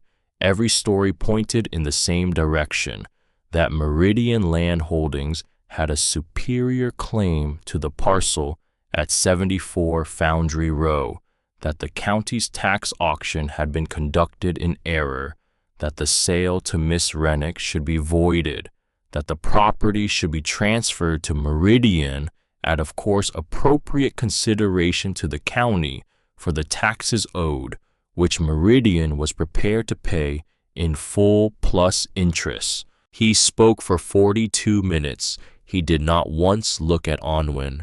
When he finished, he sat down. He straightened his tie. The judge turned to Whitmore Bell. He stood, requested a 5-minute recess before beginning his response. The judge looked at him over her glasses and asked for what purpose. He told her he had witnesses who had arrived only that morning. He needed to confirm their availability to testify. She granted 5 minutes, not 6. She rapped the gavel. The courtroom rose. The courtroom fell. Whitmore Bell turned to Anwen, whispered that he needed her to look at the 2 women in the 5th row, the black women. Did she recognize either of them? Anwen looked. She did not. She told him no. I explained. He had received a phone call at 7:30 that morning from a woman in Memphis. She had been contacted late the night before by a genealogist at the State Historical Society working with Professor Kroom. She had confirmed that her great-great-grandmother was Sabra Fremantle. She had gotten in her car at midnight. She had driven 3 hours. Her granddaughter was with her. She was willing to testify, if Anwen would let her. Anwen turned in her chair. She looked at the elderly woman. The elderly woman was looking back at her. There was something in the woman's face that Anwen could not quite name. Not recognition, not exactly, but something, as if 2 rivers having run in parallel for 160 years had finally been close enough to see each other from opposite banks. The elderly woman gave Anwen a small nod. Anwen nodded back. She turned to Whitmore Bell, told him yes. He asked her if she was sure. She was sure. The recess ended. The judge returned. The court resumed. Whitmore Bell rose. He wanted to begin by responding to the exhibits Mr. Yarrow had presented, but before he did, he would like to introduce a preliminary matter of standing. The judge told him to proceed. Mr. Yarrow's case, he told the court, rested entirely on documents allegedly signed by Mr. Emmett Larimer in 2003 and on a notarized statement from a former county recorder's employee. He would like to enter into evidence the following. He turned to his own briefcase. He removed a folder. It was, he explained, a certified copy of the Winford County Recorder's employment records for the years 1998 through 2019. The former employee named in Mr. Yarrow's exhibit, Mr. Palmer Rushing, had been terminated from the county recorder's office in April of 2004. His termination had been for cause. The cause had been the improper notarization of documents for personal financial benefit. He had been convicted of 2 counts of document fraud in the intervening years. Vernon Yarrow shifted in his seat. Whitmore Bell continued. He would like to enter into evidence a certified copy of Mr. Emmett Larimer's death certificate, which listed his time of death as June 9th, 2003. Vernon Yarrow's face did not move, but something behind his face moved. The purchase and sale agreement submitted by Meridian Land Holdings, Whitmore Bell continued, was dated August 23, 2003, which was 2 months and 14 days after Mr. Larimer's death. The courtroom was very still. Whitmore Bell submitted respectfully that a purchase agreement signed by a man who had been in the ground for 75 days might not respectfully be the strongest foundation for a claim of superior title. The judge said nothing for a moment. Then she turned to Vernon Yarrow, asked if he cared to respond. Vernon Yarrow rose. He was very good. Onwin had to give him that. He recovered. He said something about his client having received the documents in good faith from an agent representing the estate. He said something about the possibility of clerical errors on death certificates in rural counties in the early 2000s. He said something about the fundamental question being whether Meridian Land Holdings had in substance been dealing with the appropriate party at the time. He spoke for 11 minutes. He said many words.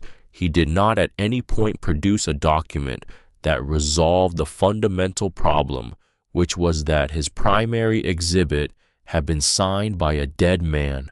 The judge listened. The judge waited. When Vernon Yarrow finished, she turned back to Whitmore Bell, told him to continue. Whitmore Bell rose, told the court he would like to call his first witness. He turned toward the gallery, called for Mrs. Verna Freemantle, asked her to come forward. The elderly woman in the lavender dress rose. She walked to the witness stand. She was slow. She was not frail. Slow was different from frail. She moved with the ceremony of a woman who understood that walking to a witness stand in a Tennessee courthouse was in itself a piece of history. She sat. She placed her hands in her lap. She looked at the judge. Whitmore Bell asked her to state her name for the record. Verna Louisa Freemantle, she said. He asked her age. 89. He asked her residence. Memphis, Tennessee. 62 years. He asked her if she knew why she was there. She looked at Onwin. She looked back at Whitmore Bell. She did. She explained. Her great-great-grandmother had been a woman named Sabra Freemantle. Sabra had lived in this county. Sabra had died in the year 1890.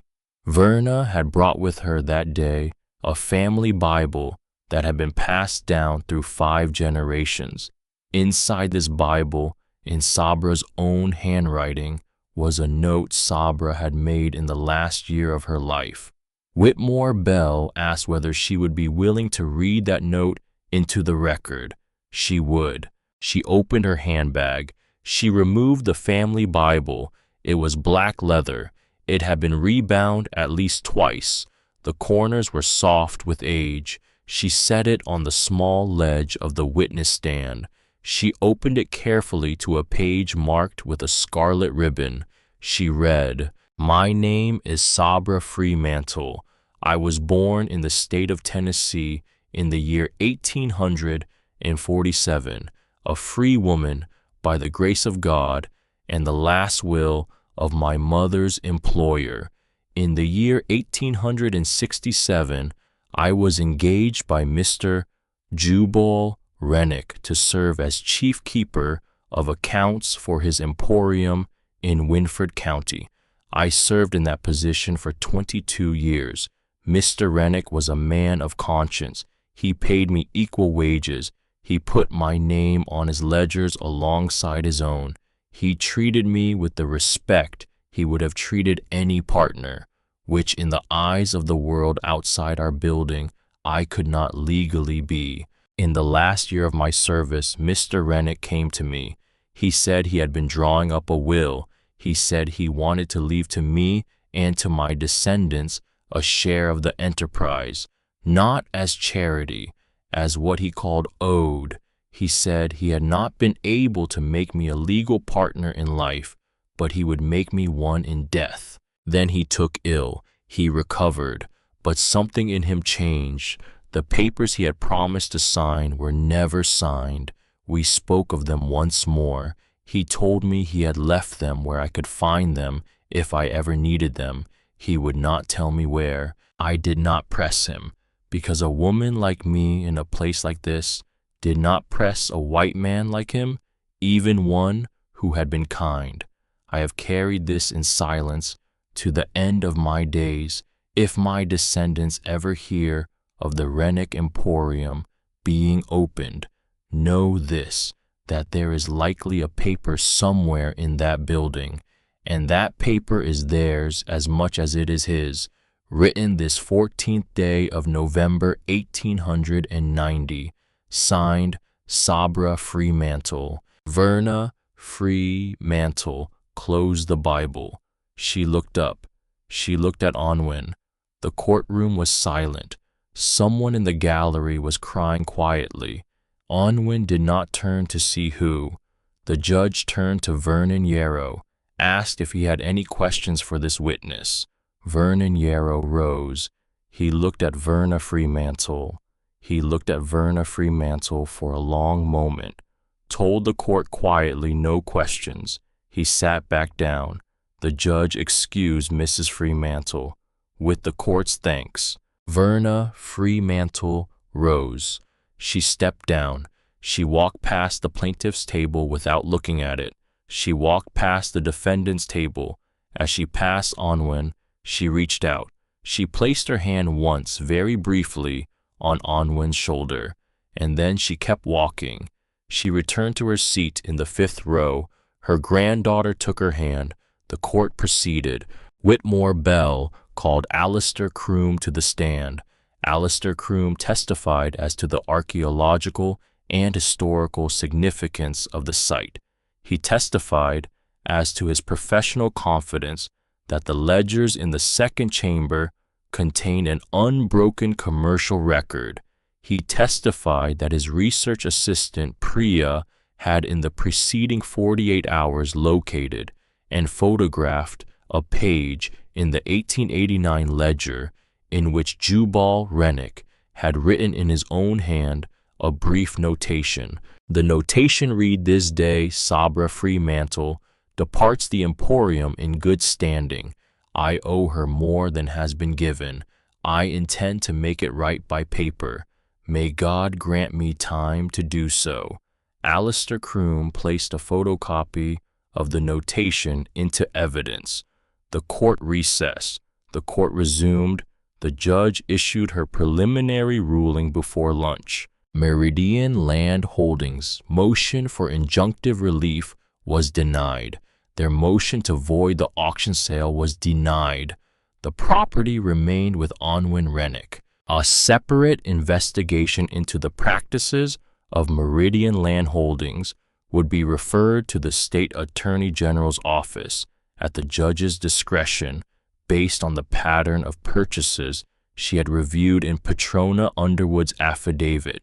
From the bench, she noted that she had never before, in 22 years of practice, referred a party to the Attorney General from her own courtroom. She said that today was respectfully an exception. Vernon Yarrow gathered his papers. He did not look at Onwin. He did not look at Verna Fremantle. He walked out of the courtroom with his two colleagues behind him. The woman in the navy blazer, who had been sitting in the first row of the gallery, walked out 3 paces behind them. Onwin would later learn that her name was Rhonda Myler-Kess, and that she was the executive vice president of Meridian Land Holdings, and that within 6 weeks of that morning, she would be herself indicted. But not that day. That day she walked out, and she did not come back. Onwin stood. Whitmore Bell shook her hand. Petrona hugged her. Effie squeezed her arm. Halstead nodded once, which for Halstead was the equivalent of a long speech. Alistair Croom shook her hand with both of his and told her quietly that it had been well done. Then Onwin turned toward the 5th row. Verna Fremantle was still there. Her granddaughter was still there. Onwin walked over. She sat down in the empty seat in front of them, turned around so she could face them. For a moment, none of them spoke. Then Onwin greeted her by name, Mrs. Fremantle. Verna Fremantle returned the greeting with her own single word, sweetheart. Onwin was glad she had come. Verna had been waiting since she was 12 years old. When her grandmother had read her that note for the first time, she had not known she was waiting, but she had been. Onwin watched the light in the older woman's eyes and thought about how many decades a person could carry something without ever complaining of the weight. There was more to find, Onwin told her. She thought so. Verna knew. Onwin asked if she might come to Memphis when there was more. Verna took her hand, told her her door would be open until the day the good Lord closed it, and after that, her granddaughter's door would be open. Her granddaughter, whose name was Loretta Fremantle, Boyd nodded once, the same nod her grandmother had given Onwin across the courtroom that morning. Onwin understood the nod. The nod was a promise.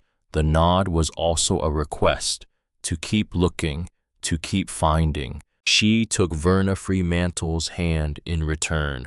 Verna's hand was warm and thin and steady. Onwin made her promise, that was all. They stood, they walked out of the courthouse together.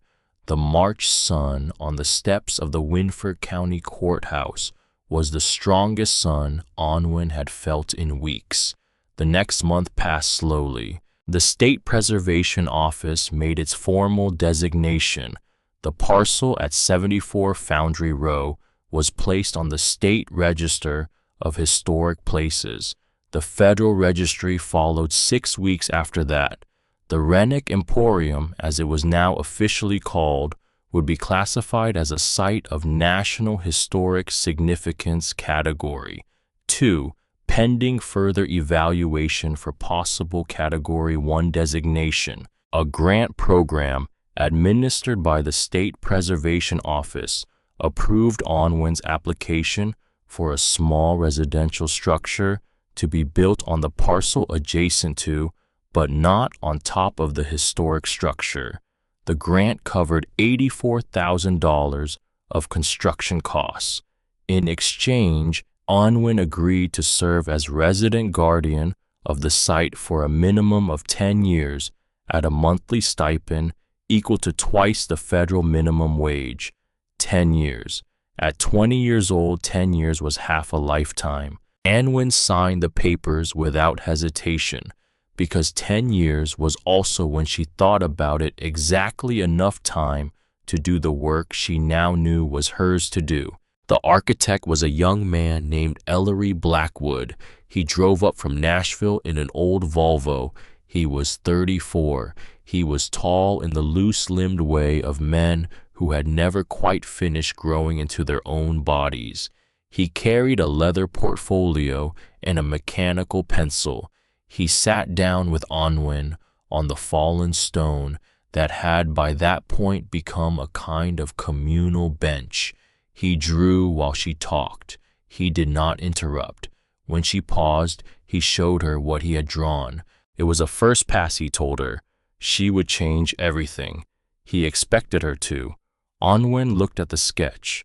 It was a small house, 1,200 square feet, 2 rooms plus a kitchen and a bath, a front porch, high ceilings for the heat, a wood-burning stove in the kitchen, a bedroom window facing east, and in the entry hall set into the floor, a large rectangle of tempered glass over the 4 stone steps that descended into the vault. Anwen looked at the drawing for a long time.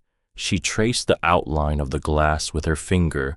She thought about the light that would fall on the stone below and about her grandmother, who had once told her that a house was really only a house if you could see all the way to its foundation from the room where you lived. She told him she wanted all of it. He nodded, told her there would be revisions, but that was the shape. Construction began in June. The work went slowly because everything on the site had to be done with permits from the State Preservation Office, and every step required consultation with archaeologists and structural engineers who wanted to make sure that the weight of the new construction would not compromise the vault below. The construction was carried out by a small local crew. The master mason was a man named Booker Ainsley. He was in his late 60s. His father had known Halstead's father.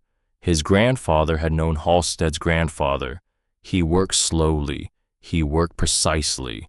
When Onwin pointed out on the second day that a corner of the kitchen wall was not quite level, Booker Ainsley looked at his level, checked it against another level, and then without a word redid the corner. From that day forward, he asked her opinion before each new decision. She liked that.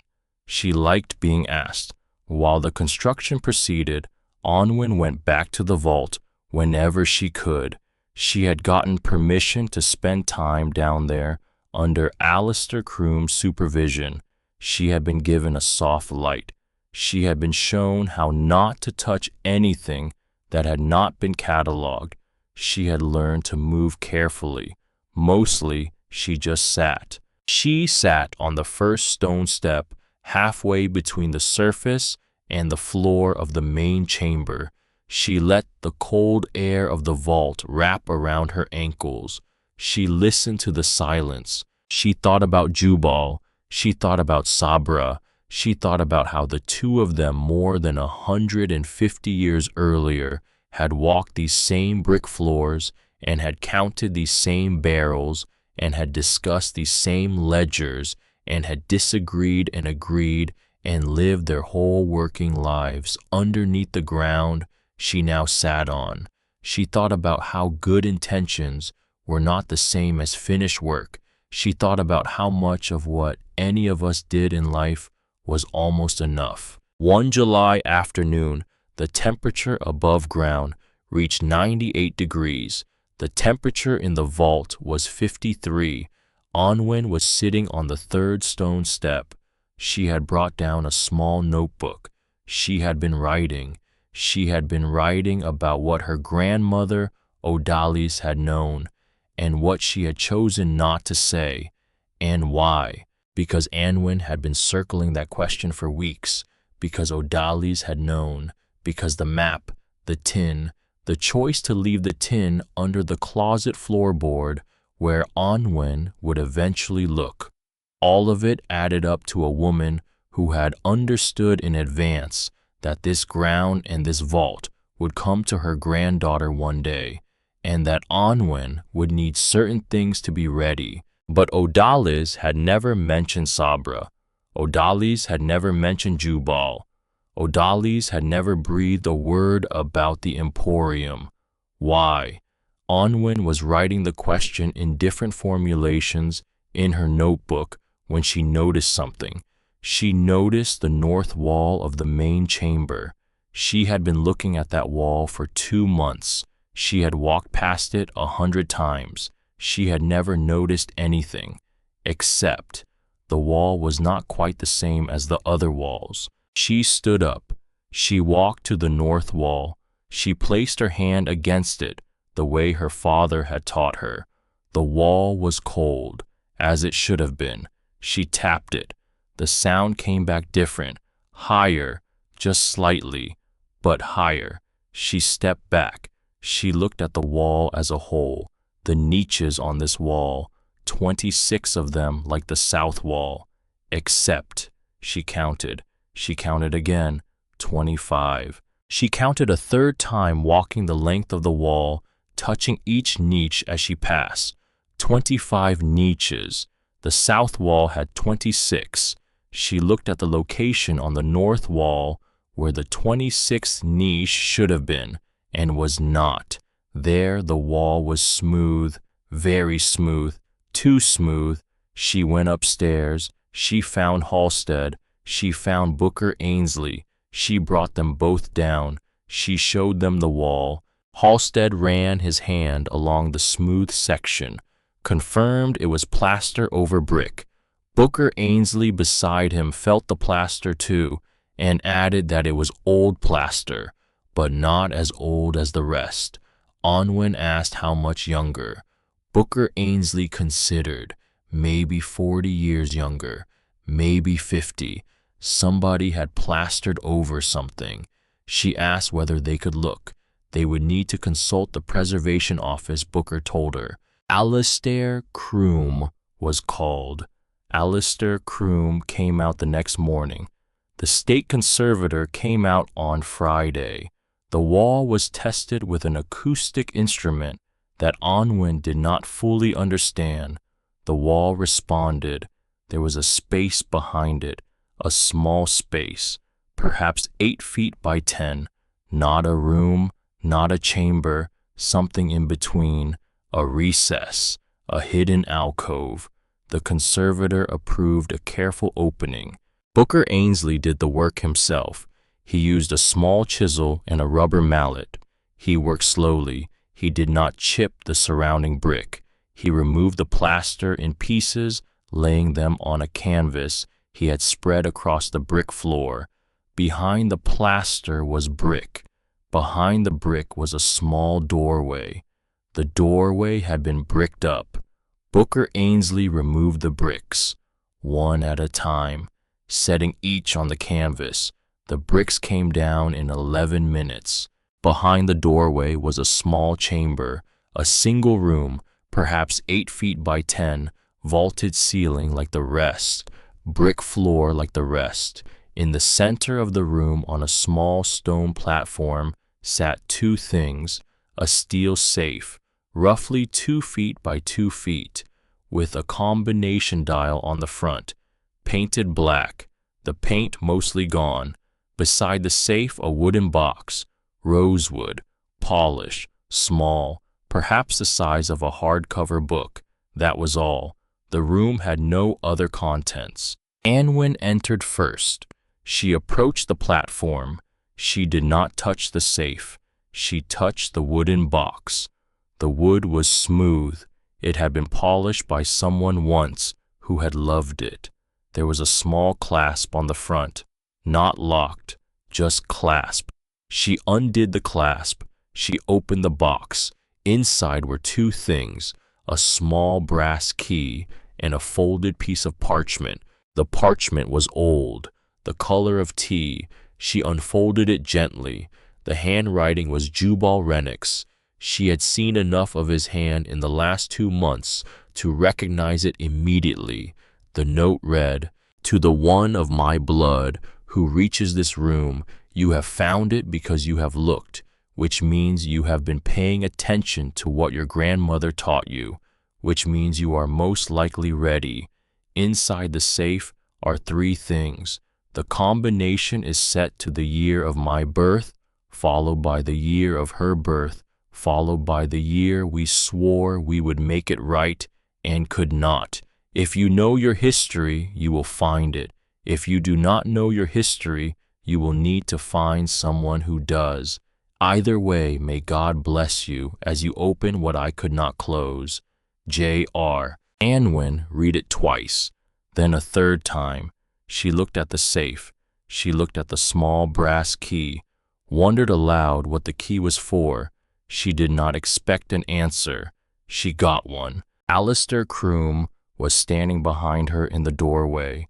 There was often, he told her, in old safes of this kind, a secondary compartment inside that required a physical key in addition to the combination, meaning that even if someone had the combination, they could not open the interior compartment without the key, and even if they had the key, they could not open the outer door without the combination.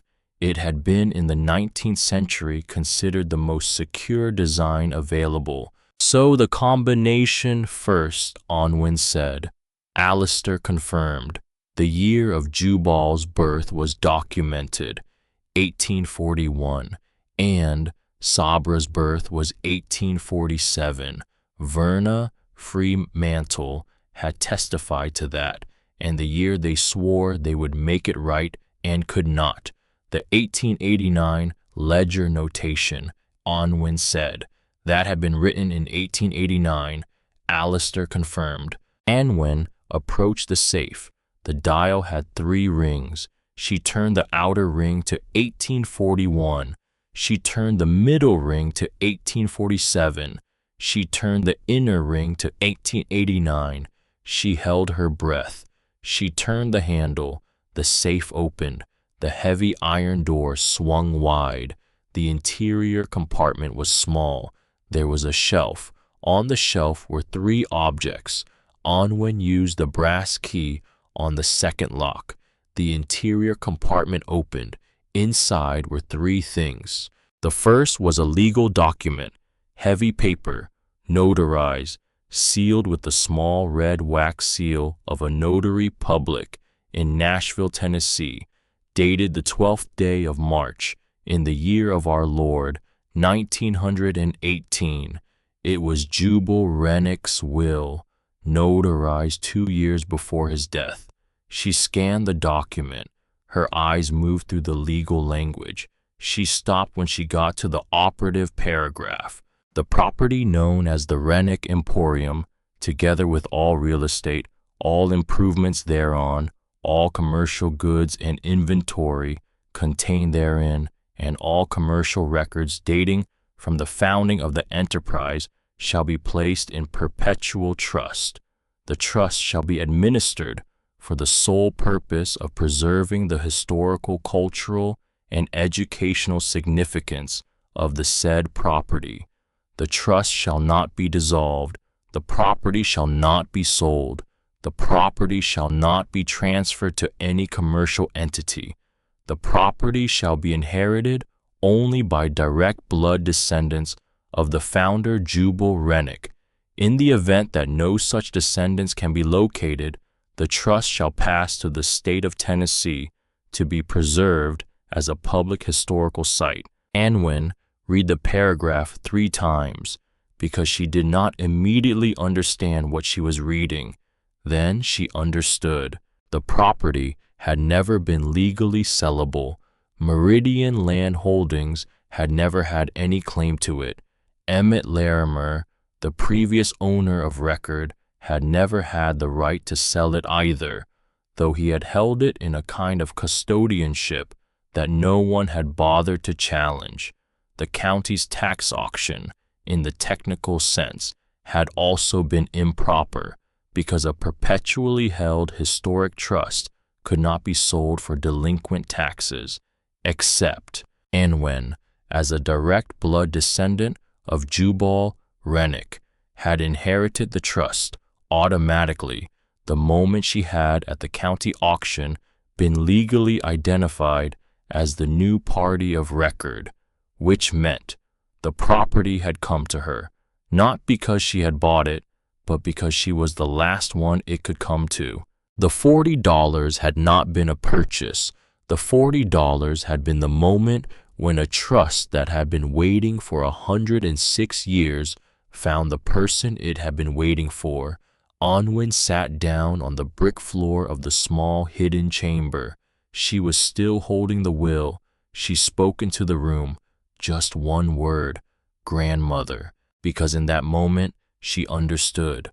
Odalis had not told her, because Odalis had been the previous keeper, and the previous keeper's job had been simply to keep, to wait, to pass along the map at the right moment to the next keeper, and to let the next keeper find for herself what had been kept for her.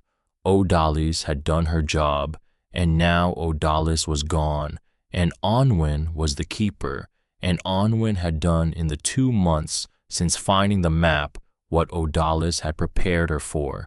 The second object in the safe was a letter, sealed, never opened. The seal was Jubal Rennick's. The envelope was addressed in his handwriting to Miss Sabra Fremantle or her descendants.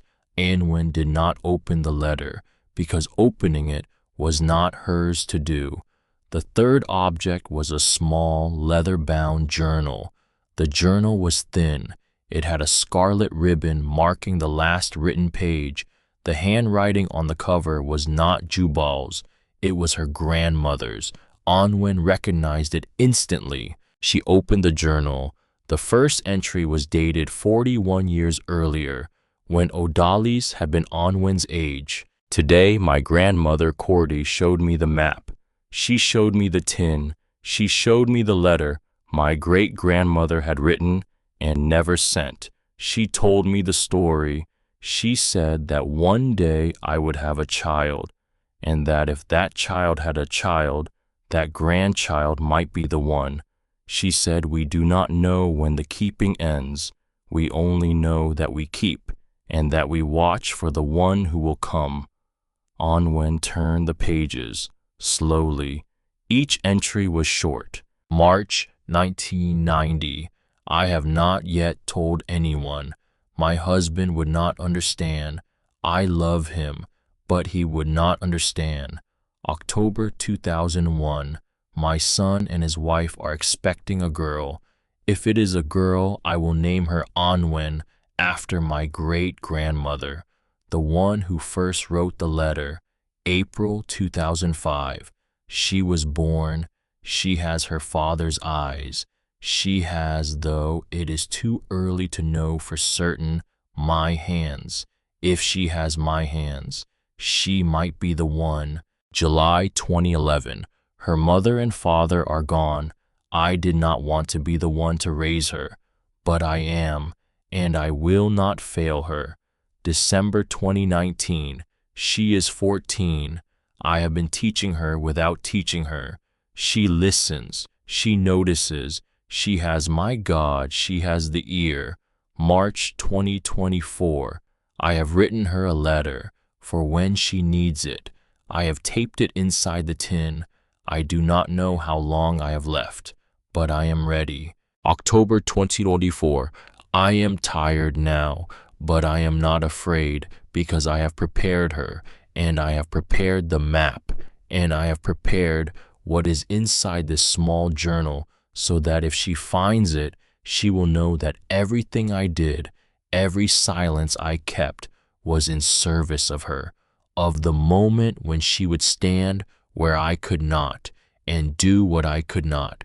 My darling Annie, if you are reading this, then you have done it, then it is finished, then it is beginning. Sweetheart, I am so proud. Anwen closed the journal.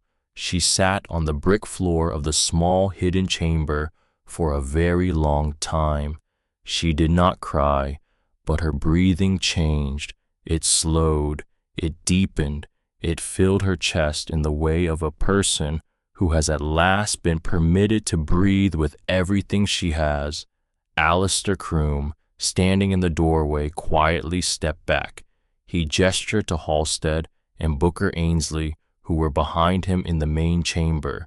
The three men moved away. They gave her the room. She stayed. She stayed for an hour. When she came out, she was carrying the will, the sealed letter, and her grandmother's journal. She had to go to Memphis, she told them. Halstead nodded, told her he'd drive. She went to Memphis the following Sunday. She sat in Verna Fremantle's living room in the small brick house on a quiet street in a neighborhood the city called North Manassas. Verna poured her a cup of tea. Verna's granddaughter Loretta sat beside her grandmother. Loretta's own daughter, a girl of 11 named Nia, sat on the arm of the sofa listening. Anwen took the sealed letter out of her canvas bag. She set the letter on the coffee table between them, told them quietly what it was, that it had been in the safe, that it had been addressed to their great-great-grandmother, that it had not been opened, that it was not hers to open. Verna Fremantle looked at the letter, picked it up, held it in both hands, held it for a long minute. Then she looked up, asked Anwen if she would please read it, aloud, for all of them. Anwen asked her if she was sure. Verna Fremantle was. She had been carrying her great-great-grandmother's silence for 89 years. It was time, she said, for her voice to be in a room. Anwen broke the seal. She opened the letter. She read, "My dear Sabra, I write this letter as an old man. In the winter of my 77th year, I write it because I have run out of time and courage to say to your face what I now must put in writing. I owed you more than what you were given. You knew this. I knew this. The world we lived in did not permit me to correct it. Or, so I told myself. But sitting here at this desk, in this old body, with a lamp burning down to its wick, I understand that I told myself a lie. There would have been ways. I did not find them because I did not look for them hard enough, because looking would have cost me things I was not willing to pay. The Emporium prospered because of you. The books balanced because of you. Every good year we had from 1867 to 1889 was possible because you were the one who kept the accounts, and I paid you a wage, and I put your name on the ledgers, and I called those things equal, but they were not equal. Equal would have been a share, equal would have been half. I am setting aside in the trust document that accompanies this letter an instruction that half of any future income from this property in perpetuity is to be paid to your descendants, if any of them can be found. I have not been able to find them in the years since you left us, but I trust that God, in His time, will bring them and my own together, and that on that day whoever holds this land will do what I could not. Forgive me, or do not. That is your right. I will not ask more than has been earned. Your friend, Jubal Rennick." Anwen finished reading. The room was silent. Verna Fremantle's hands were pressed to her face. She was not crying. She was breathing, in and out, slowly. Nia, the 11-year-old, was looking at Anwen with wide, careful eyes. Loretta was crying without making a sound. Anwen put the letter on the coffee table. She told Verna that she intended to honor his instruction, that the trust document specified that half of any income from the property was to go to Sabra's descendants. That was Verna, that was Loretta, that was Nia, and that was any children Nia might one day have. And it was not a favor. It was a debt that had been on the books of this property for 135 years, and she would like, with their permission, to begin paying it. Verna Fremantle lowered her hands. She looked at Anwen, told her softly to come here. Anwen went. She sat on the floor beside Verna's chair. Verna placed her old hand on Onwin's head, the way a woman places her hand on the head of a grandchild she has not seen in a very long time. Her grandmother Verna told her had known what she was doing when she raised her. Onwin said she knew, and her ancestor Verna went on. Jubal, he had not been a perfect man. Onwin agreed, but he had tried. Verna continued, and what he could not finish, Onwin was finishing, and that in this life was enough. Onwin closed her eyes for a moment, then opened them and rested her cheek against Verna's knee, the way she had once rested her cheek against her own grandmother's knee at the age of 8, and for a long time neither of them moved. She stayed for supper. She drove home with Homestead in the dark. The lights of Memphis fell away behind them. The road ahead was quiet. Somewhere around midnight, Homestead checked on her, wanted to know if she was okay. She was. He observed it had been a long day. It had been the longest, she agreed. He told her she had done good. She did not answer. She just watched the road ahead of them. The rest of the summer moved quickly. The house was finished in October. It was small and it was warm and it was hers. The wood-burning stove had been installed. Booker Ainsley had welded a new flue with his own hands. The kitchen table was one that Homestead had found in his storage room from a country diner that had closed in 1979, which he had refinished and given to her as a housewarming. The front porch had 2 clay pots. Anwin had planted stone rose in one and wild fern in the other, just as Odalis had 40 years before on the porch of the house on Maple Bend, because some things were meant to be continued. In the entry hall, under the tempered glass floor, the 4 stone steps descended into the vault. Every person who came into Onwin's house stopped on the glass and looked down for a moment. Every person without exception. Even Booker Ainsley, who had installed the glass himself, stopped every time he walked in. The site opened to the public on a Saturday in November. The mayor came. The State Preservation Office sent 3 officials. The County Historical Society came.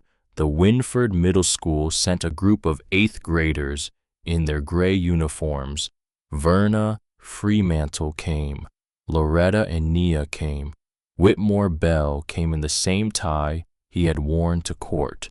Patrona Underwood came in a red coat Onwin had never seen her wear before, which made her look, Onwin thought, like a woman who had finally allowed herself something bright. Effie Nightingale came. Effie had moved out of the shelter in August into an apartment that Onwin had helped her get by co-signing the lease. Effie brought a covered dish she had baked. Onwin had not known Effie could bake. When she said as much, Effie only shrugged and said she hadn't known either, but she had read a book. Homestead came. Homestead had closed his shop for the day, which he had not done since 1998, which had made 3 separate old men in Winford call him at home in the morning to make sure he was still alive. Onwin stood on the front porch. 243 people had come. She had not counted them. Patrona had counted them and told her later. Anwin looked out over the small crowd, over Foundry Row, over the field that had 7 months earlier been rubbish and weeds and was now something else entirely. She saw Ellery Blackwood at the back, arms crossed, quietly proud. She saw Alistair Croom holding the hand of a woman Onwin did not recognize, whom Onwin would later learn was his wife of 19 years. She saw Verna Fremantle in a lavender dress in the front row. Anwin held up the auction receipt. The paper was creased. The ink was smudged. My grandmother once told me she began that the hands remember what the mind forgets. I bought this land for $40 because $40 was everything I had. But it turns out I did not buy anything.